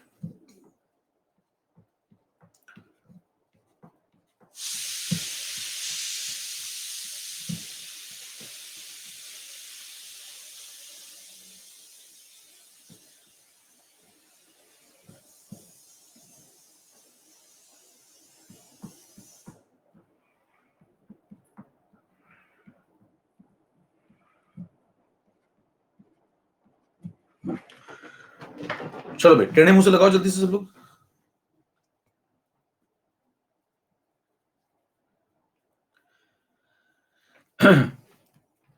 लगाना है, बताना शुरू कर दूं, पोल कराना है या बताना शुरू कर दूं? मतलब हो रहा है आपसे कुछ?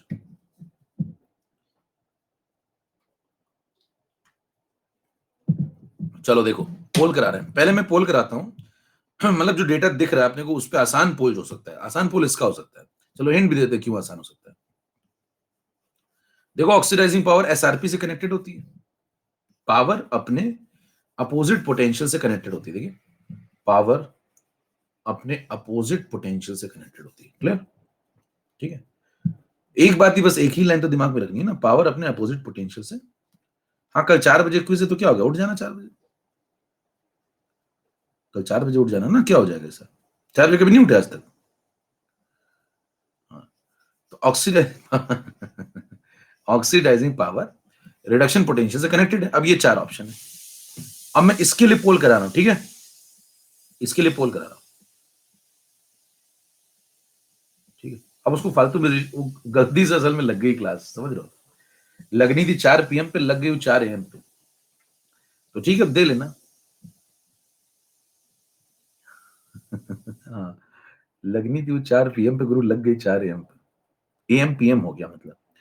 तो ठीक है, मैनेज करो, कभी कदार जीवन में करना पड़ता है। अब मेरी बात बताओ, ऑक्सीडाइजिंग पावर के लिए मैं इसके लिए पोल करा रहा हूं, रेडी? चलो रेडी, इसके लिए पोल करा रहा हूं। फर्स्ट के लिए मत कर देना पोल, इसके लिए करा रहा हूं। चलो, ऑक्सीडाइजिंग पावर का पोल शुरू स्टार्ट होता है, ये लीजिए, ये गया।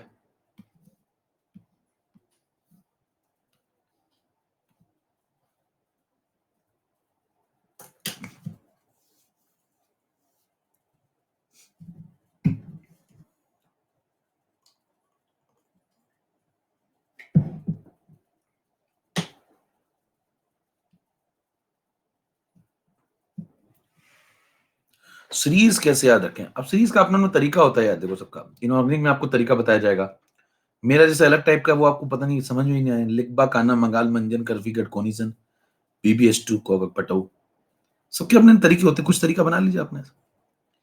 गजब बेचती है यार, 41% लोग का सही हुआ है।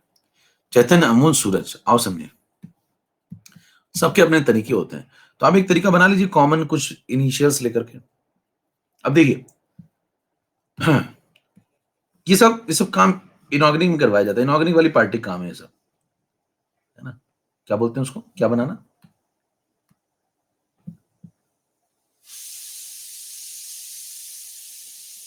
हाँ, निमोनिक्स। निमोनिक्स बनाओ बैठ के बोलो। आओ समझे, ये सब वो सब करवा देंगे आपको। देखिए यहां कंसेप्ट की बात कर लें थोड़ी सी।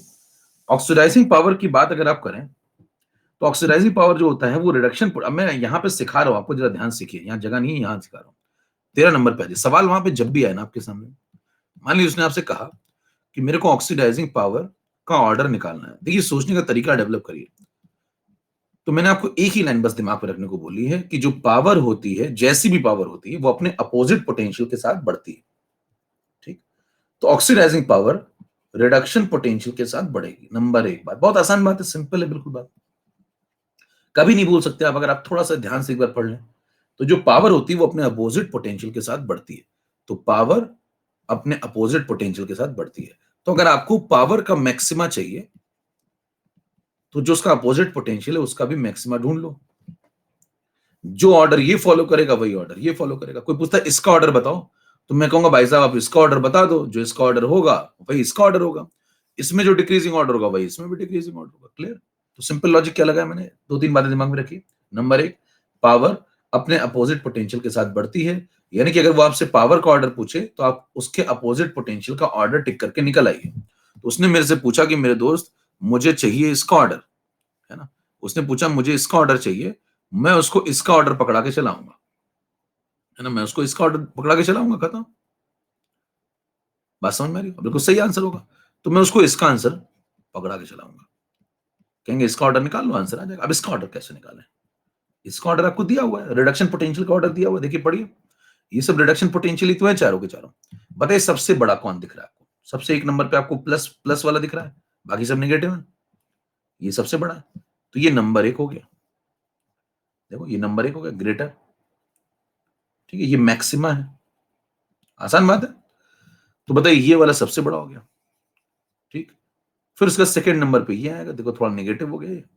फिर उससे भी ज्यादा नेगेटिव देखो ये हो गया, फिर उससे भी ज्यादा नेगेटिव देखो ये हो गया। तो क्या अगर आप ऑर्डर चेक करें तो क्या आपको इन चारों में ऐसा ऑर्डर नजर आ रहा है? आराम आराम से समझा रहा हूं मैं, समझ लीजिए। ठीक है, तो सबसे बड़ा ये, उसके बाद ये, उसके बाद ऑर्डर इसका, उसके बाद ऑर्डर, ये किसका ऑर्डर? एसआरपी का। ये किसका? घटते हुए क्रम में एसआरपी को सजाइए, सजाइए, घटते हुए क्रम में एसआरपी को सजाइए। तो डीसीबीए जैसा ऑर्डर, मतलब अब प्लस आएगा या न्यूट्रल आएगा वो तो बात की बात है, मतलब सबसे बड़ी ये सबसे बड़ा आंसर इसके अंदर है, सेकंड नंबर पे ये आएगा इसका आंसर कोई, थर्ड पे इसमें से कोई आएगा आदमी, और फोर्थ में से इसमें से कोई आएगा। ये पॉइंट समझ में आया? अब मुद्दा ये उठता है कि ये ऑर्डर तो आपको समझ में आ गया एसआरपी का, मतलब आंसर में दो बातें होंगी, या तो दो ही कंफ्यूजन बचे। अब देखिए दो कंफ्यूजन बचे, दो क्लियर हो गए, यानी कि डी डी वाले में से सबसे बड़ा आंसर आएगा, फिर सी वाला आएगा, फिर बी वाला आएगा, फिर ए वाला आएगा। तो सबसे बड़ा आंसर होगा डी वाला। ठीक है, तो डी वाले को जो छोटा बोला है उसको काट दो, देखो डी वाले को छोटा बोला है काट दो, डी वाले को छोटा बोला है काट दो। अब बचे दो ऑप्शन, अब बचे दो ऑप्शन, समझने का तरीका डेवलप करिए पेपर में कैसे लगाया जाता है। मेरे को ऑर्डर आ गया, डी सबसे ऊपर आना चाहिए ना, डी तो नंबर एक पे आना चाहिए। तो डी अगर नंबर 4 पे आया है तो गलत है। तो जहां जहां डी देखो नंबर 4 पे आया, देखो सबसे छोटा डी लिखा हुआ है, यहां देखो सबसे छोटा डी लिखा है सबसे लास्ट में, काट दो, ये दोनों कट गए। अब बचे दो ऑप्शन। अब दो ऑप्शन में थोड़ा कंफ्यूजन होता है। अब लोग सोचते हैं भाई साहब डी यहां भी और डी यहां भी, अब कौन सा ये सही है या ये सही है? उसके लिए मैंने आपको एक और बात बताई थी, आप ध्यान सुनिएगा। मैंने कहा था जो पावर होती है वो व्यक्ति के अंदर होती है और उसे सामने वाले पे दिखाई जाती है। शक्ति हमेशा व्यक्ति के अंदर होती है और उसे हमेशा सामने वाले पे परीक्षण किया जाता है। आपके पास अगर ताकतवर आदमी है तो आप अपने को ही थोड़ी थप्पड़ मारते रहेंगे दिन भर, समझ पा रहे हैं? जैसे मान लो आपके हाथ में बहुत ताकत है, खुद ही थप्पड़ मारते रहो, कहेंगे देखो चेक करूं कितनी ताकत है, पता है, चट से दिया खुद ही को, सामने वाले को मारेंगे। तो अगर आपके पास ऑक्सीडाइजिंग पावर है तो आप सामने वाले को ऑक्सीडाइज करेंगे। पहला पॉइंट क्लियर? पावर हमेशा सामने वाले पे दिखाई जाती है। तो ध्यान दीजिए, सामने से कोई सुनील गुजर रहा होगा तो इसके ऊपर मैं पावर दिखाऊंगा अपनी। अगर मेरे पास ऑक्सीडाइजिंग पावर है, मान लीजिए मैं जो है ये मान लीजिए ये एक भूरा व्यक्ति है, ये भूरे व्यक्ति के पास ऑक्सीडाइजिंग पावर है, तो पीले व्यक्ति पे दिखाएगा ना। तो भूरे व्यक्ति ने पीले व्यक्ति की खोपड़ी पे ऑक्सीडाइजिंग पावर अपनी दिखाने की कोशिश करी, ठीक है। अब बताइए अगर ये भूरा व्यक्ति इस पीले व्यक्ति को ऑक्सीडाइज कर रहा है, तो अगर आप किसी सामने वाले के साथ कुछ भी काम करते हैं तो उसका अपोजिट काम आपके साथ होता है। ये अगला पॉइंट दिमाग में रखिए। 2-3 इंपॉर्टेंट बातें मैं बोल रहा हूं, वो तो दिमाग में सेट करके सारे सवाल लग जाएंगे। नंबर एक बात, पावर अपने अपोजिट पोटेंशियल के साथ बढ़ती है, साइड करिए इस बात को। सेकंड बात, पावर आपके अंदर होती है, यानी कि उस व्यक्ति के अंदर होती है जिसकी पूछी जा रही है, और पावर हमेशा सामने वाले पे दिखाई जाती है। नंबर 2 बात, इसको भी साइड रखिए। नंबर 3 बात, अगर आप सामने वाले के साथ कुछ भी व्यवहार कर रहे हैं तो उसका अपोजिट कार्यक्रम आपके साथ होगा। अगर आप सामने वाले के साथ कोई भी व्यवहार कर रहे हैं तो उसका अपोजिट कार्यक्रम आपके साथ होगा। मतलब ये वैसा नहीं दुनिया में कि जैसा आप करोगे, जैसी करनी वैसी भरनी, या नहीं चलता है। इलेक्ट्रॉन कंसेप्ट अलग चलता है। सामने वाले के साथ आप क्या कर रहे हो, उसको ऑक्सीडाइज कर रहे हो। देखिए इस भूरे वाले ने इस पीले वाले को ऑक्सीडाइज किया, तो इसको भूरे वाले को खुद रिड्यूस होना, देखिए सामने वाले को ऑक्सीडाइज करेगा तो खुद रिड्यूस होना पड़ेगा इसको। पॉइंट समझ रहे हैं? या इसको नीला बना लेते हैं। चलो मान लो आपसे कहता हूं मैं, ये जो नीला व्यक्ति है, अगर मान लीजिए नीली खोपड़ी वाला आदमी किसी को ऑक्सीडाइज करता है तो भाई साहब इसके साथ क्या होगा? सामने वाले को अगर ये ऑक्सीडाइज कर रहा है तो इसका रिडक्शन होगा, अपोजिट व्यवहार इसके साथ होगा। समझ पा रहे बात? तो जैसा काम आप सामने वाले के साथ करते हैं उसका अपोजिट आपके साथ होता है। तो बताइए ऑक्सीडाइजिंग पावर होगी किसके पास? जो सामने वाले को ऑक्सीडाइज कर सके। तो उसको खुद क्या होना पड़ेगा? खुद रिड्यूस होना पड़ेगा। तो ऑक्सीडाइजिंग पावर उसी के पास होती है जो स्वयं रिड्यूस हो सकता हो। ये पॉइंट कितने लोगों को समझ में आया? और बताइए स्वयं रिड्यूस कौन हो सकता है? स्वयं रिड्यूस D+2 हो सकता है या D हो सकता है? तो स्वयं रिड्यूस D+2 हो सकता है, D थोड़ी हो सकता है, ये तो मेटल है तो निगेटिव में थोड़ी ले आओगे। तो D+2 स्वयं रिड्यूस हो सकता है। तो यही स्वयं अगर रिड्यूस हो सकता है तो यही D+2 किसी को जाके ऑक्सीडाइज कर सकता है। तो ऑक्सीडाइजिंग पावर इसके पास है, D+2 के पास, D के पास नहीं। तो D तो वैसे ही बाहर हो गया खेल में से। हेलो, बचा कौन सा? ये वाला। कितनों को बात समझ में आया? पॉइंट क्लियर है क्या? बिल्कुल एकदम स्मूथ चल रहे हैं। अगर आपके पास थोड़ा भी दिमाग में मतलब यहाँ हलचल भी होती होगी तो समझ में आ गया होगा।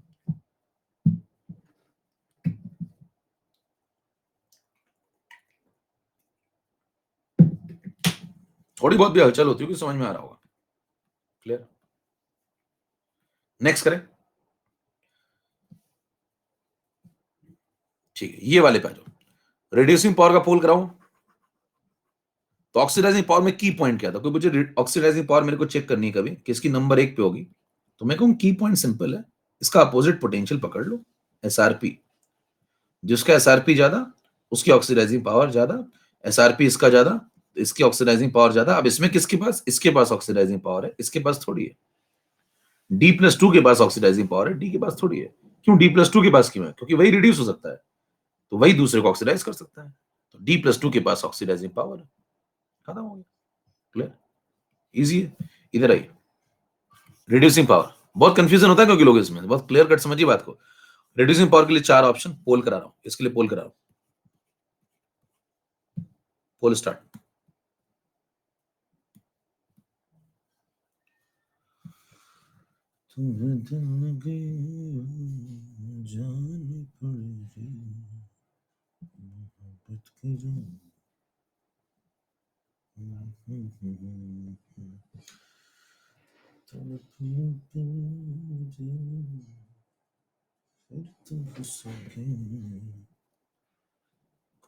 दिल किसे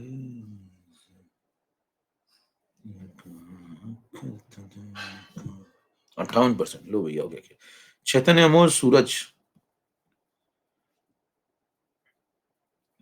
कह रहे अभी बाकी थोड़े आओ समझे। अभी सर भैया फिर तेल मचा दिया लोगों ने। देखो मैंने आपको बहुत सिंपल तरीके से समझाया, फिर से यहां समझ लीजिए। नई स्लाइड में सिखा देता हूं एकदम आराम आराम से साफ सुथरा। किसी ने मेरे से पूछा रिड्यूसिंग पावर चेक कराओ भैया, फिर जल्दी करने का तरीका बता दूंगा मैं।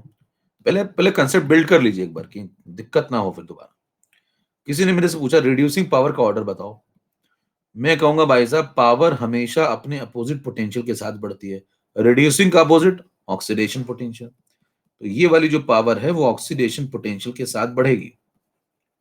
साथ बढ़ने का मतलब ये है कि जिस व्यक्ति का ऑक्सीडेशन पोटेंशियल ज्यादा होगा, जिस व्यक्ति का ऑक्सीडेशन पोटेंशियल ज्यादा होगा उसी की रिड्यूसिंग पावर भी ज्यादा होगी। तो मेरे से अगर आप इसका ऑर्डर पूछोगे तो मैं आपको कहूंगा इसका ऑर्डर बता दो, जो इसका होगा वही इसका होगा। खाता तो इसका बताना तो आसान है ना, ऑक्सीडेशन पोटेंशियल किसका ज्यादा है किसका कम है ये बताने में कोई दिक्कत थोड़ी है। बस ऑर्डर ही तो देखना, वैल्यू तो देखनी है आपको कि इसकी इतनी है, इसकी 4 है, इसकी 5 है, इसकी माइनस में, तो वैल्यू देखनी बस आपको। ऑक्सीडेशन पोटेंशियल का ऑर्डर लिख लो, कि घटते हुए क्रम में इसको सजा दो, इसको सजा दिया तो वही इसका भी आंसर हो जाएगा, खत्म हो गया सवाल। ठीक है, अब आप लौट आइए, ऑक्सीडेशन पोटेंशियल का आपको ऑर्डर चाहिए। अभी आपको जो ये 4 दिए हैं ये एसआरपी हैं, देखिए ये एसआरपी है, तो मैं क्या एसओपी निकाल लूं? यहाँ पे थोड़ा सा दिमाग लगाना पड़ेगा आपको, एसओपी निकल आएगा। देखो यहाँ ब्लॉक के अंदर हम लोग क्या लिख लेते हैं, एसओपी लिख लेते हैं, सिंपल है। देखिए एसओपी जब आप लिखेंगे ई नॉट ऑक्सीडेशन तो क्या होगा, बस पलट जाएगा ना, ये -3 का +3 हो जाएगा, क्योंकि पोलैरिटी तो चेंज हो रही है, मैग्नीट्यूड चेंज नहीं होगा, ये +2 हो जाएगा, ये +1.7 हो जाएगा, ये -1.5 हो जाएगा, है ना। अब मेरे को बताओ सोचने का तरीका क्या डेवलप करें। एसओपी सबसे नंबर 1 पे किसका है, देखो +3 वाले का, फिर 2 वाले का, फिर 1.7, ये ऑर्डर हो गया। तो ये ऑर्डर किसका हो गया, देखो एसओपी का, ये ऑर्डर किसका हो गया, एसओपी का। पहले नंबर पे ए वाली रिएक्शन आई, ए में कौन आएगा वो बाद में तय करेंगे, ये आएगा ये आएगा वो तो बाद में तय करेंगे। पहले नंबर पे ए वाली रिएक्शन आई, रिएक्शन बोल रहा हूं मैं, ए वाली रिएक्शन, मतलब फर्स्ट आंसर एसओपी में से आएगा फर्स्ट वाली रिएक्शन, फर्स्ट रिएक्शन, फिर सेकंड रिएक्शन, फिर थर्ड रिएक्शन, फिर फोर्थ रिएक्शन, ये ऑर्डर समझ में आया। तो मतलब नंबर 1 पे ए वाला आदमी आना चाहिए, फिर नंबर 2 पे बी में से कोई आना चाहिए, क्या आएगा वो तो देख लेंगे, नंबर 3 पे सी वाला आना चाहिए, नंबर 4 पे डी में से कोई आना चाहिए, यानी कि डी लास्ट में आना चाहिए, डी लास्ट में आना चाहिए एसओपी में, एसओपी में डी लास्ट में आता है, और एसओपी में डी अगर लास्ट में आता है तो जिसका ये कम उसका ये भी कम, तो रिड्यूसिंग पावर में भी डी लास्ट में आना चाहिए। बोलो भाई, तो डी तो सबसे छोटा आना चाहिए ना आंसर, तो डी का आंसर देखो सबसे छोटा होना चाहिए, सबसे छोटा होना चाहिए। ठीक है, अगर कोई व्यक्ति कह रहा है डी का आंसर बड़ा है तो गलत है, कितनी बात समझ में आ गई। अगर कोई व्यक्ति कह रहा है डी का आंसर बड़ा है तो गलत है ना, सिंपल काट दो। तो किसको किसको काट दे बताओ, यहां पे देखो डी को कह रहा है बड़ा है, देखो काट दो। यहां पे देखो डी को कह रहा है बड़ा है, +2 लगा दिया तब भी बड़ा ही तो बोला है ना, डी को गलत है, बड़ा हो ही नहीं सकता, डी तो सबसे छोटा है। देखो एसओपी का डी, डी का एसओपी, डी वाली रिएक्शन का एसओपी सबसे छोटा है, और जिसका एसओपी मिनिमाइज होगा, है ना, जिसका एसओपी मिनिमाइज होगा, ऐसे भी आप सोच सकते हैं, देखो इसका एसआरपी मैक्स था तो इसका एसओपी मिन है, तो ये सबसे लास्ट में आएगा, एसओपी में, एसओपी में लास्ट में आएगा, तो रेडिएशन पावर में भी लास्ट में आएगा, सबसे छोटा होना चाहिए। तो इनमें से कोई आंसर है।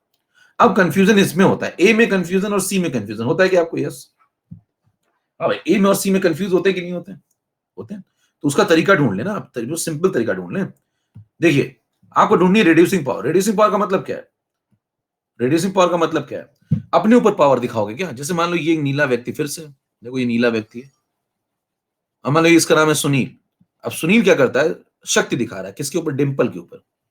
तो सुनील कहता है भाई साहब मैं जो है रिड्यूसिंग पावर है मेरे पास, तो सुनील डिंपल को रिड्यूस कर रहा है।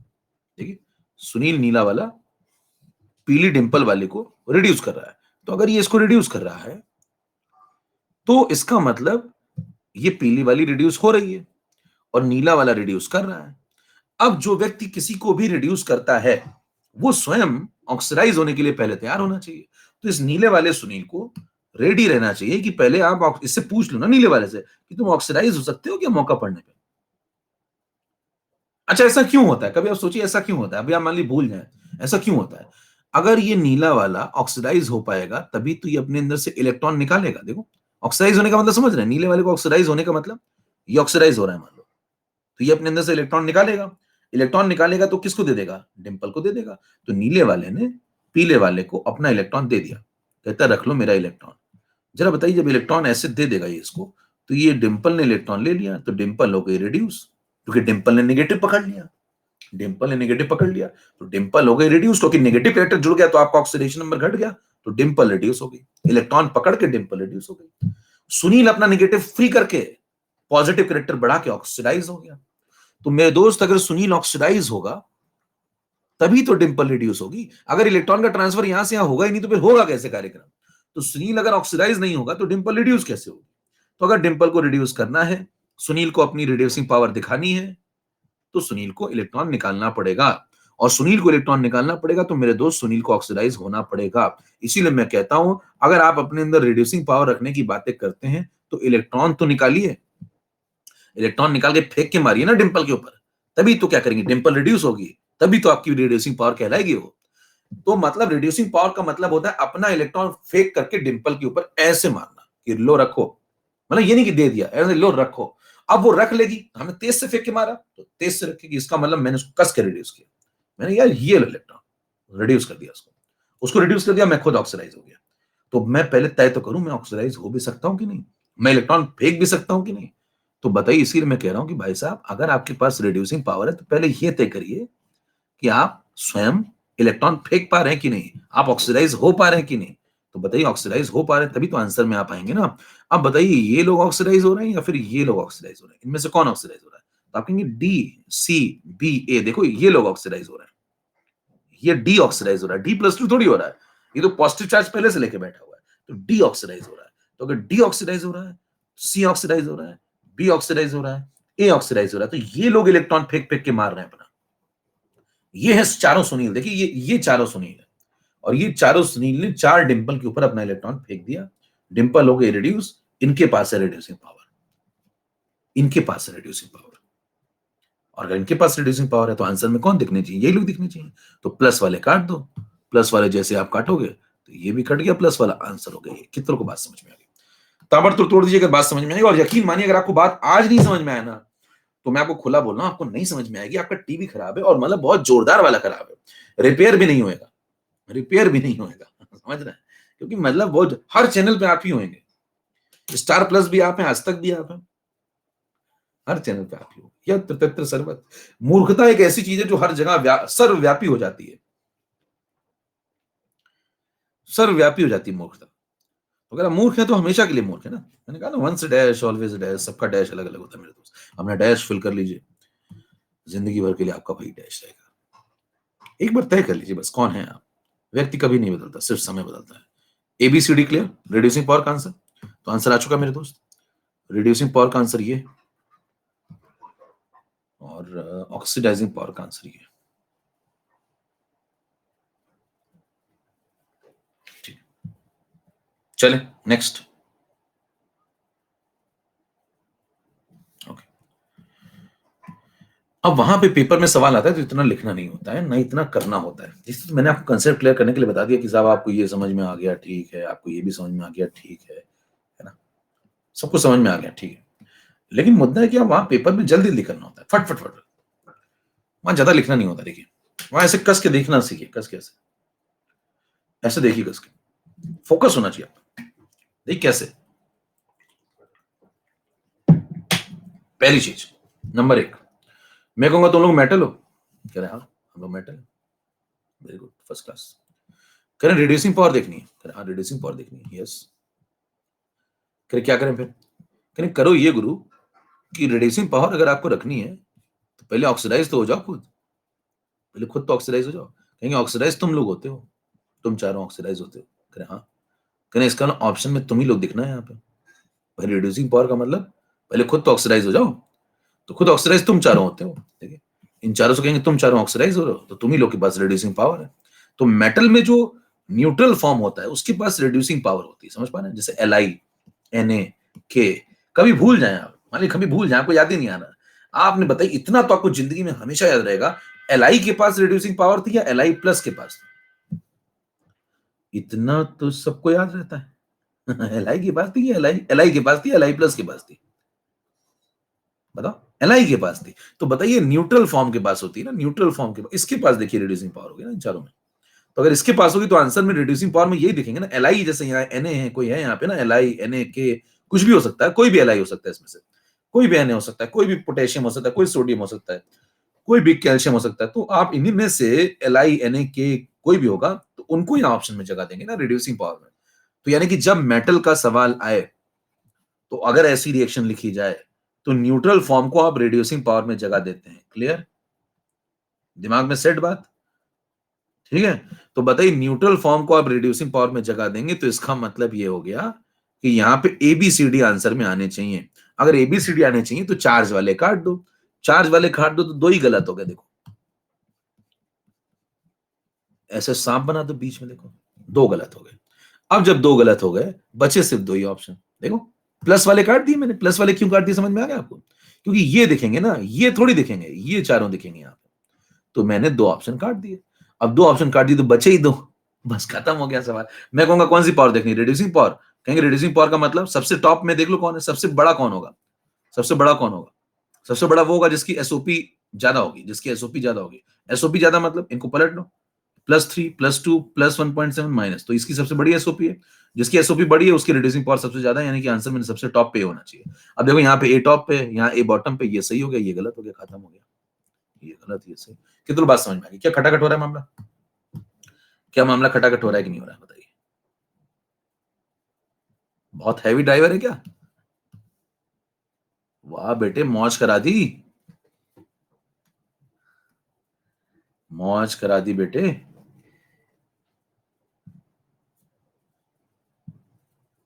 आइए अब उसके बाद वाह बेटे वाह, मौज करा दी।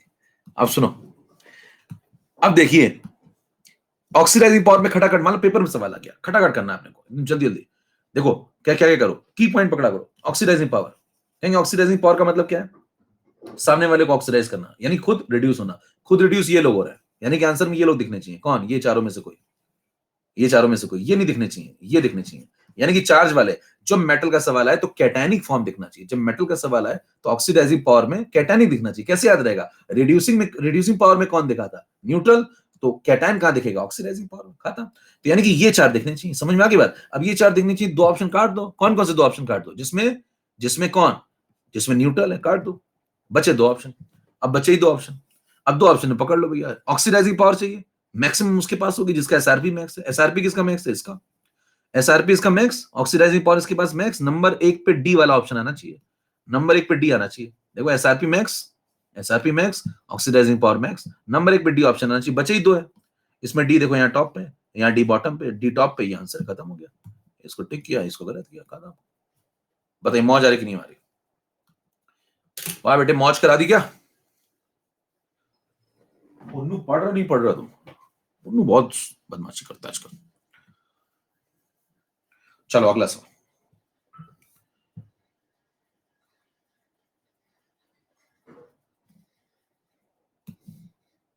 कॉन्फिडेंस आ चुका है आपके अंदर, काफी लबरेज हो रहे हैं कॉन्फिडेंस से।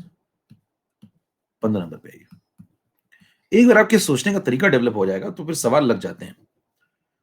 एक और बात करते हैं, हम लोग थोड़ी सी बात कर लेते हैं नॉन मेटल की। एनालिसिस ऑफ मेटल हो गया काफी, और थोड़ी सी बात कर लेते हैं नॉन मेटल की। ठीक है, मेटल में सारे पॉइंट हो गए। ठीक है, स्टेबिलिटी भी हो गया, सवाल भी लगा लिया आपने। ओके, नॉन मेटल पे आ जाइए।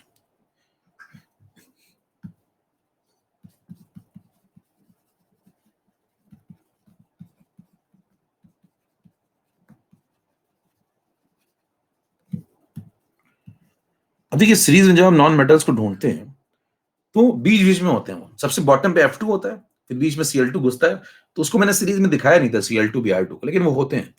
तो क्यों नहीं दिखाया था? क्योंकि जरूरत नहीं थी। अब देखिए, अब जरूरत पड़ेगी तो अब दिखा लेंगे। कहना F2 कहां होता है सीरीज में? सबसे नीचे। ठीक है, F2 सबसे नीचे, उसके ऊपर Cl2, उसके ऊपर Br2, और उसके थोड़ा ऊपर I2, बीच बीच में घुसे होते हैं।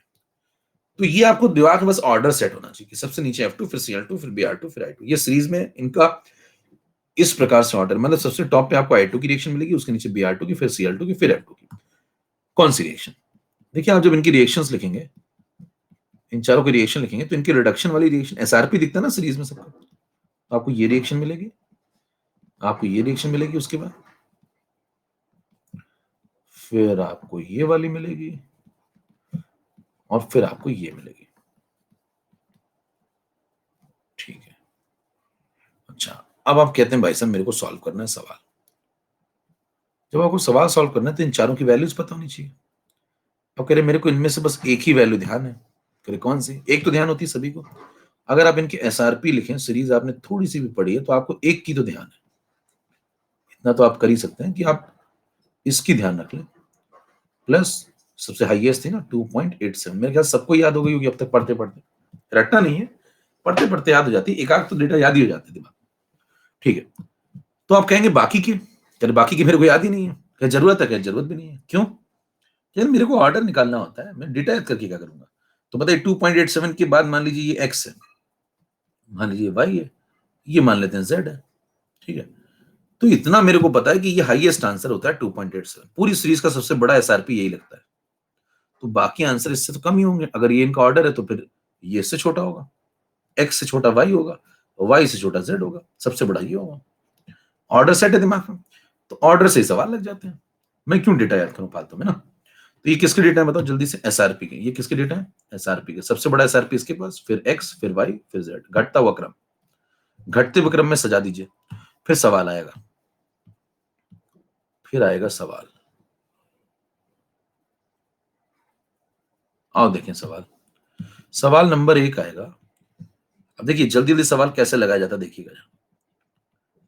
ऑक्सीडाइजिंग पावर पूछ लिया उसने, ऑर्डर बताओ। अपोलो नहीं कराना है ना, एक बार में कर देना है।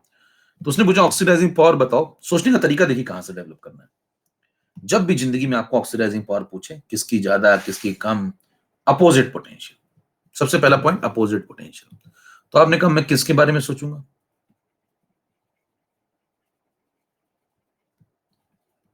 Reduction potential. ठीक है, मैं किसके बारे में सोचूंगा, अपना पर्सनल ना बताओ कि नहीं, मैं तो वो नहीं पूछ रहे हैं, रिडक्शन पोटेंशियल। ठीक है, ये भी ठीक है। तो ऑक्सीडाइजिंग पावर ज्यादा किसके पास होती है, जिसका रिडक्शन पोटेंशियल ज्यादा होता है। सिंपल लॉजिक है, ये हर जगह चलता है, यूनिवर्सल कंसेप्ट है। तो अब देखिए ऑक्सीडाइजिंग पावर अगर ज्यादा है तो रिडक्शन पोटेंशियल जिसका ज्यादा उसी की ऑक्सीडाइजिंग पावर ज्यादा। आपको बता नहीं चारों में किसकी ऑक्सीडाइजिंग पावर ज्यादा, चारों में किसकी ऑक्सीडाइजिंग पावर ज्यादा। तो आप कह दो भैया जिसका रिडक्शन पोटेंशियल ज्यादा। किसका रिडक्शन पोटेंशियल ज्यादा, इसका। फिर सेकंड नंबर पे इसका, फिर थर्ड पे इसका, फिर फोर्थ पे इसका। तो यही ऑर्डर किसका हो जाएगा, जो एसआरपी का ऑर्डर है उसे कह दो भाई साहब, जो एसआरपी का ऑर्डर है, रिडक्शन पोटेंशियल का ऑर्डर है, वही ऑर्डर ऑक्सीडाइजिंग पावर का होगा। खत्म, सिंपल एकदम प्लेन रखिए कंसेप्ट को। जो एसआरपी का ऑर्डर है वही रिडक्शन पोटेंशियल का ऑर्डर है, और जो रिडक्शन पोटेंशियल का ऑर्डर है वही ऑक्सीडाइजिंग पावर का ऑर्डर है। खत्म। तो यानी कि आना चाहिए पहले सबसे टॉप पे कौन आना चाहिए, सबसे बड़ा आंसर, जिसका ये यही ऑर्डर होना चाहिए। तो सबसे टॉप पे सबसे बड़ा ये होना चाहिए, फिर ये होना चाहिए, फिर ये होना चाहिए, फिर ये होना चाहिए, यही आंसर होना चाहिए ऑर्डर का। अब इसका मतलब चौथी रिएक्शन सबसे टॉप पे आनी चाहिए, फिर तीसरी, फिर दूसरी, और फिर पहली। तो F2 वाली रिएक्शन में से कोई एक आदमी, अब कौन आएगा वो सोचना पड़ेगा, F2 आएगा या F माइनस आएगा वो सोचना पड़ेगा। लेकिन इनमें से कोई एक आदमी नंबर 1 पे आएगा, फिर इनमें से कोई आदमी नंबर 2 पे आएगा, ऐसा ऑर्डर होगा। खत्म। देखिए यहाँ पे ऐसा ऑर्डर है ना एसआरपी का, तो ऑक्सीडाइजिंग पावर का भी ऐसा ऑर्डर होगा। खत्म। अब सवाल है कौन सा, ये लिया जाए या ये लिया जाए, मतलब F2Cl2Br2I2 या F minus Cl minus Br minus I minus. सोचने का तरीका, ये कंफ्यूजन होता है ना, ये होता है कंफ्यूजन, होता है ना भाई। अब इस कंफ्यूजन को दूर करिए। अब मैं आपसे कुछ सवाल पूछ रहा हूं, आप उसका जवाब देंगे तो आपको कंफ्यूजन अपने आप दूर हो जाएगा। चैट के अंदर जवाब दीजिएगा। ऑक्सीडाइजिंग पावर का मतलब बताओ। पावर किसके ऊपर दिखाते हैं, पावर देखते हैं आप तुरंत समझ जाइए, पावर किसके ऊपर दिखाते हैं, सामने वाले के ऊपर। कौन सी पावर दिखानी है, ऑक्सीडाइजिंग पावर। इसका मतलब किसको ऑक्सीडाइज करना है, किसको ऑक्सीडाइज करना है, किसको ऑक्सीडाइज करना है, जो पूछ रहे हैं वो बताइए बस, किसको ऑक्सीडाइज करना है, सामने वाले को। तो खुद क्या होना है, खुद रिड्यूस होना है। क्यों, सामने वाले के साथ आप जैसा व्यवहार करते हैं उसका अपोजिट आपके साथ होता है। तो सामने वाले को ऑक्सीडाइज करना है तो खुद क्या होना है, रिड्यूस होना है। खुद रिड्यूस कौन हो सकता है, ये चार लोग या ये चार लोग, F2Cl2Br2I2 या F minus Cl minus Br, कौन रिड्यूस खुद हो सकता है। ये देखो इलेक्ट्रॉन जो ले रहे हैं वो रिड्यूस हो सकते हैं, इलेक्ट्रॉन ये ले रहे हैं तो ये रिड्यूस हो सकते हैं, और ये चार लोग रिड्यूस हो सकते हैं, ये लोग इलेक्ट्रॉन ले सकते हैं। ठीक है, ये लोग इलेक्ट्रॉन ले सकते हैं, खुद रिड्यूस हो सकते हैं, तो यही सामने वाले को ऑक्सीडाइज कर सकते हैं। सिंपल, बराबर। तो इन्हीं में कंपैरिजन होगा। तो सबसे टॉप पे कौन आएगा, F2, फिर कौन आएगा Cl2, फिर Br2, फिर I2। खत्म हो गया सब। कितने लोग बात समझ में आ गई, तोड़िए। क्या बिल्कुल कंसेप्ट स्मूथ चल रहा है, कोई दिमाग पे जोर भी नहीं पड़ रहा ज्यादा, बस 2-3 बातें आपको सोचनी पड़ती हैं, आंसर आ जाता है बस। फिर अगला सवाल सुनो भाई। उसने बोला मेरे से रिड्यूसिंग पावर का ऑर्डर बताओ। मैं उससे कहूंगा भाई साहब,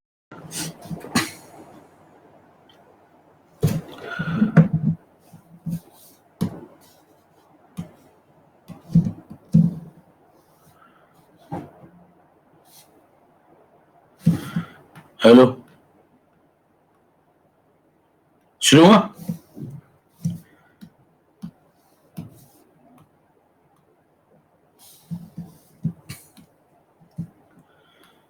hello hello hello hello.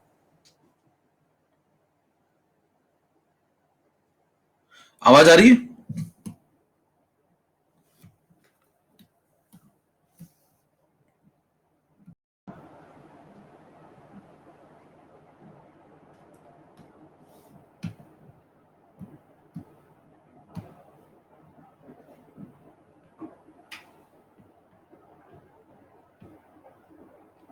Camera on नहीं हो रहा,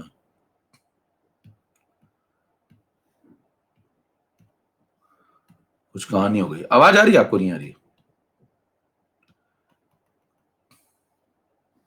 आवाज आ रही है ना? हाँ तो ठीक है, सुनो, आवाज सुन लो, आवाज समझ जाओगे तुम लोग।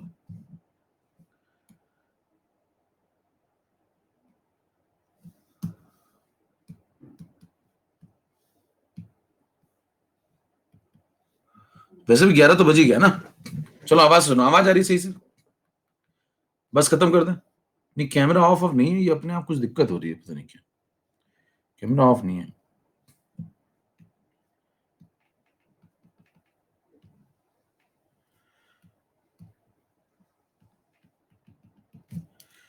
चलो ऐसे ही कर लेते हैं, 1 मिनट तो, 1-2 मिनट ही काम करना है, ज्यादा कुछ करना नहीं। चलो सुनो ध्यान से। अब मान लो आपसे कहता है वो कि मेरे को रिड्यूसिंग पावर बताओ। करें थोड़ा, थोड़ी देर ये बता दें। क्वेश्चन टैब में क्या हो गया यार? चलो बंद ही कर देते हैं, फिर बाद में करेंगे। क्या लिख रहे हो क्वेश्चन टैब में? हाँ समझ गया, ऐसा दिख रहा है, कोई बात नहीं। तुम्हें सुनाई तो पड़ रहा है ना? सुनो ध्यान से। देखो रिड्यूसिंग पावर में क्या करोगे? रिड्यूसिंग पावर कोई पूछता है कब बढ़ेगी बताओ, कोई पूछता है वैसे रिड्यूसिंग पावर कब बढ़ेगी, है ना?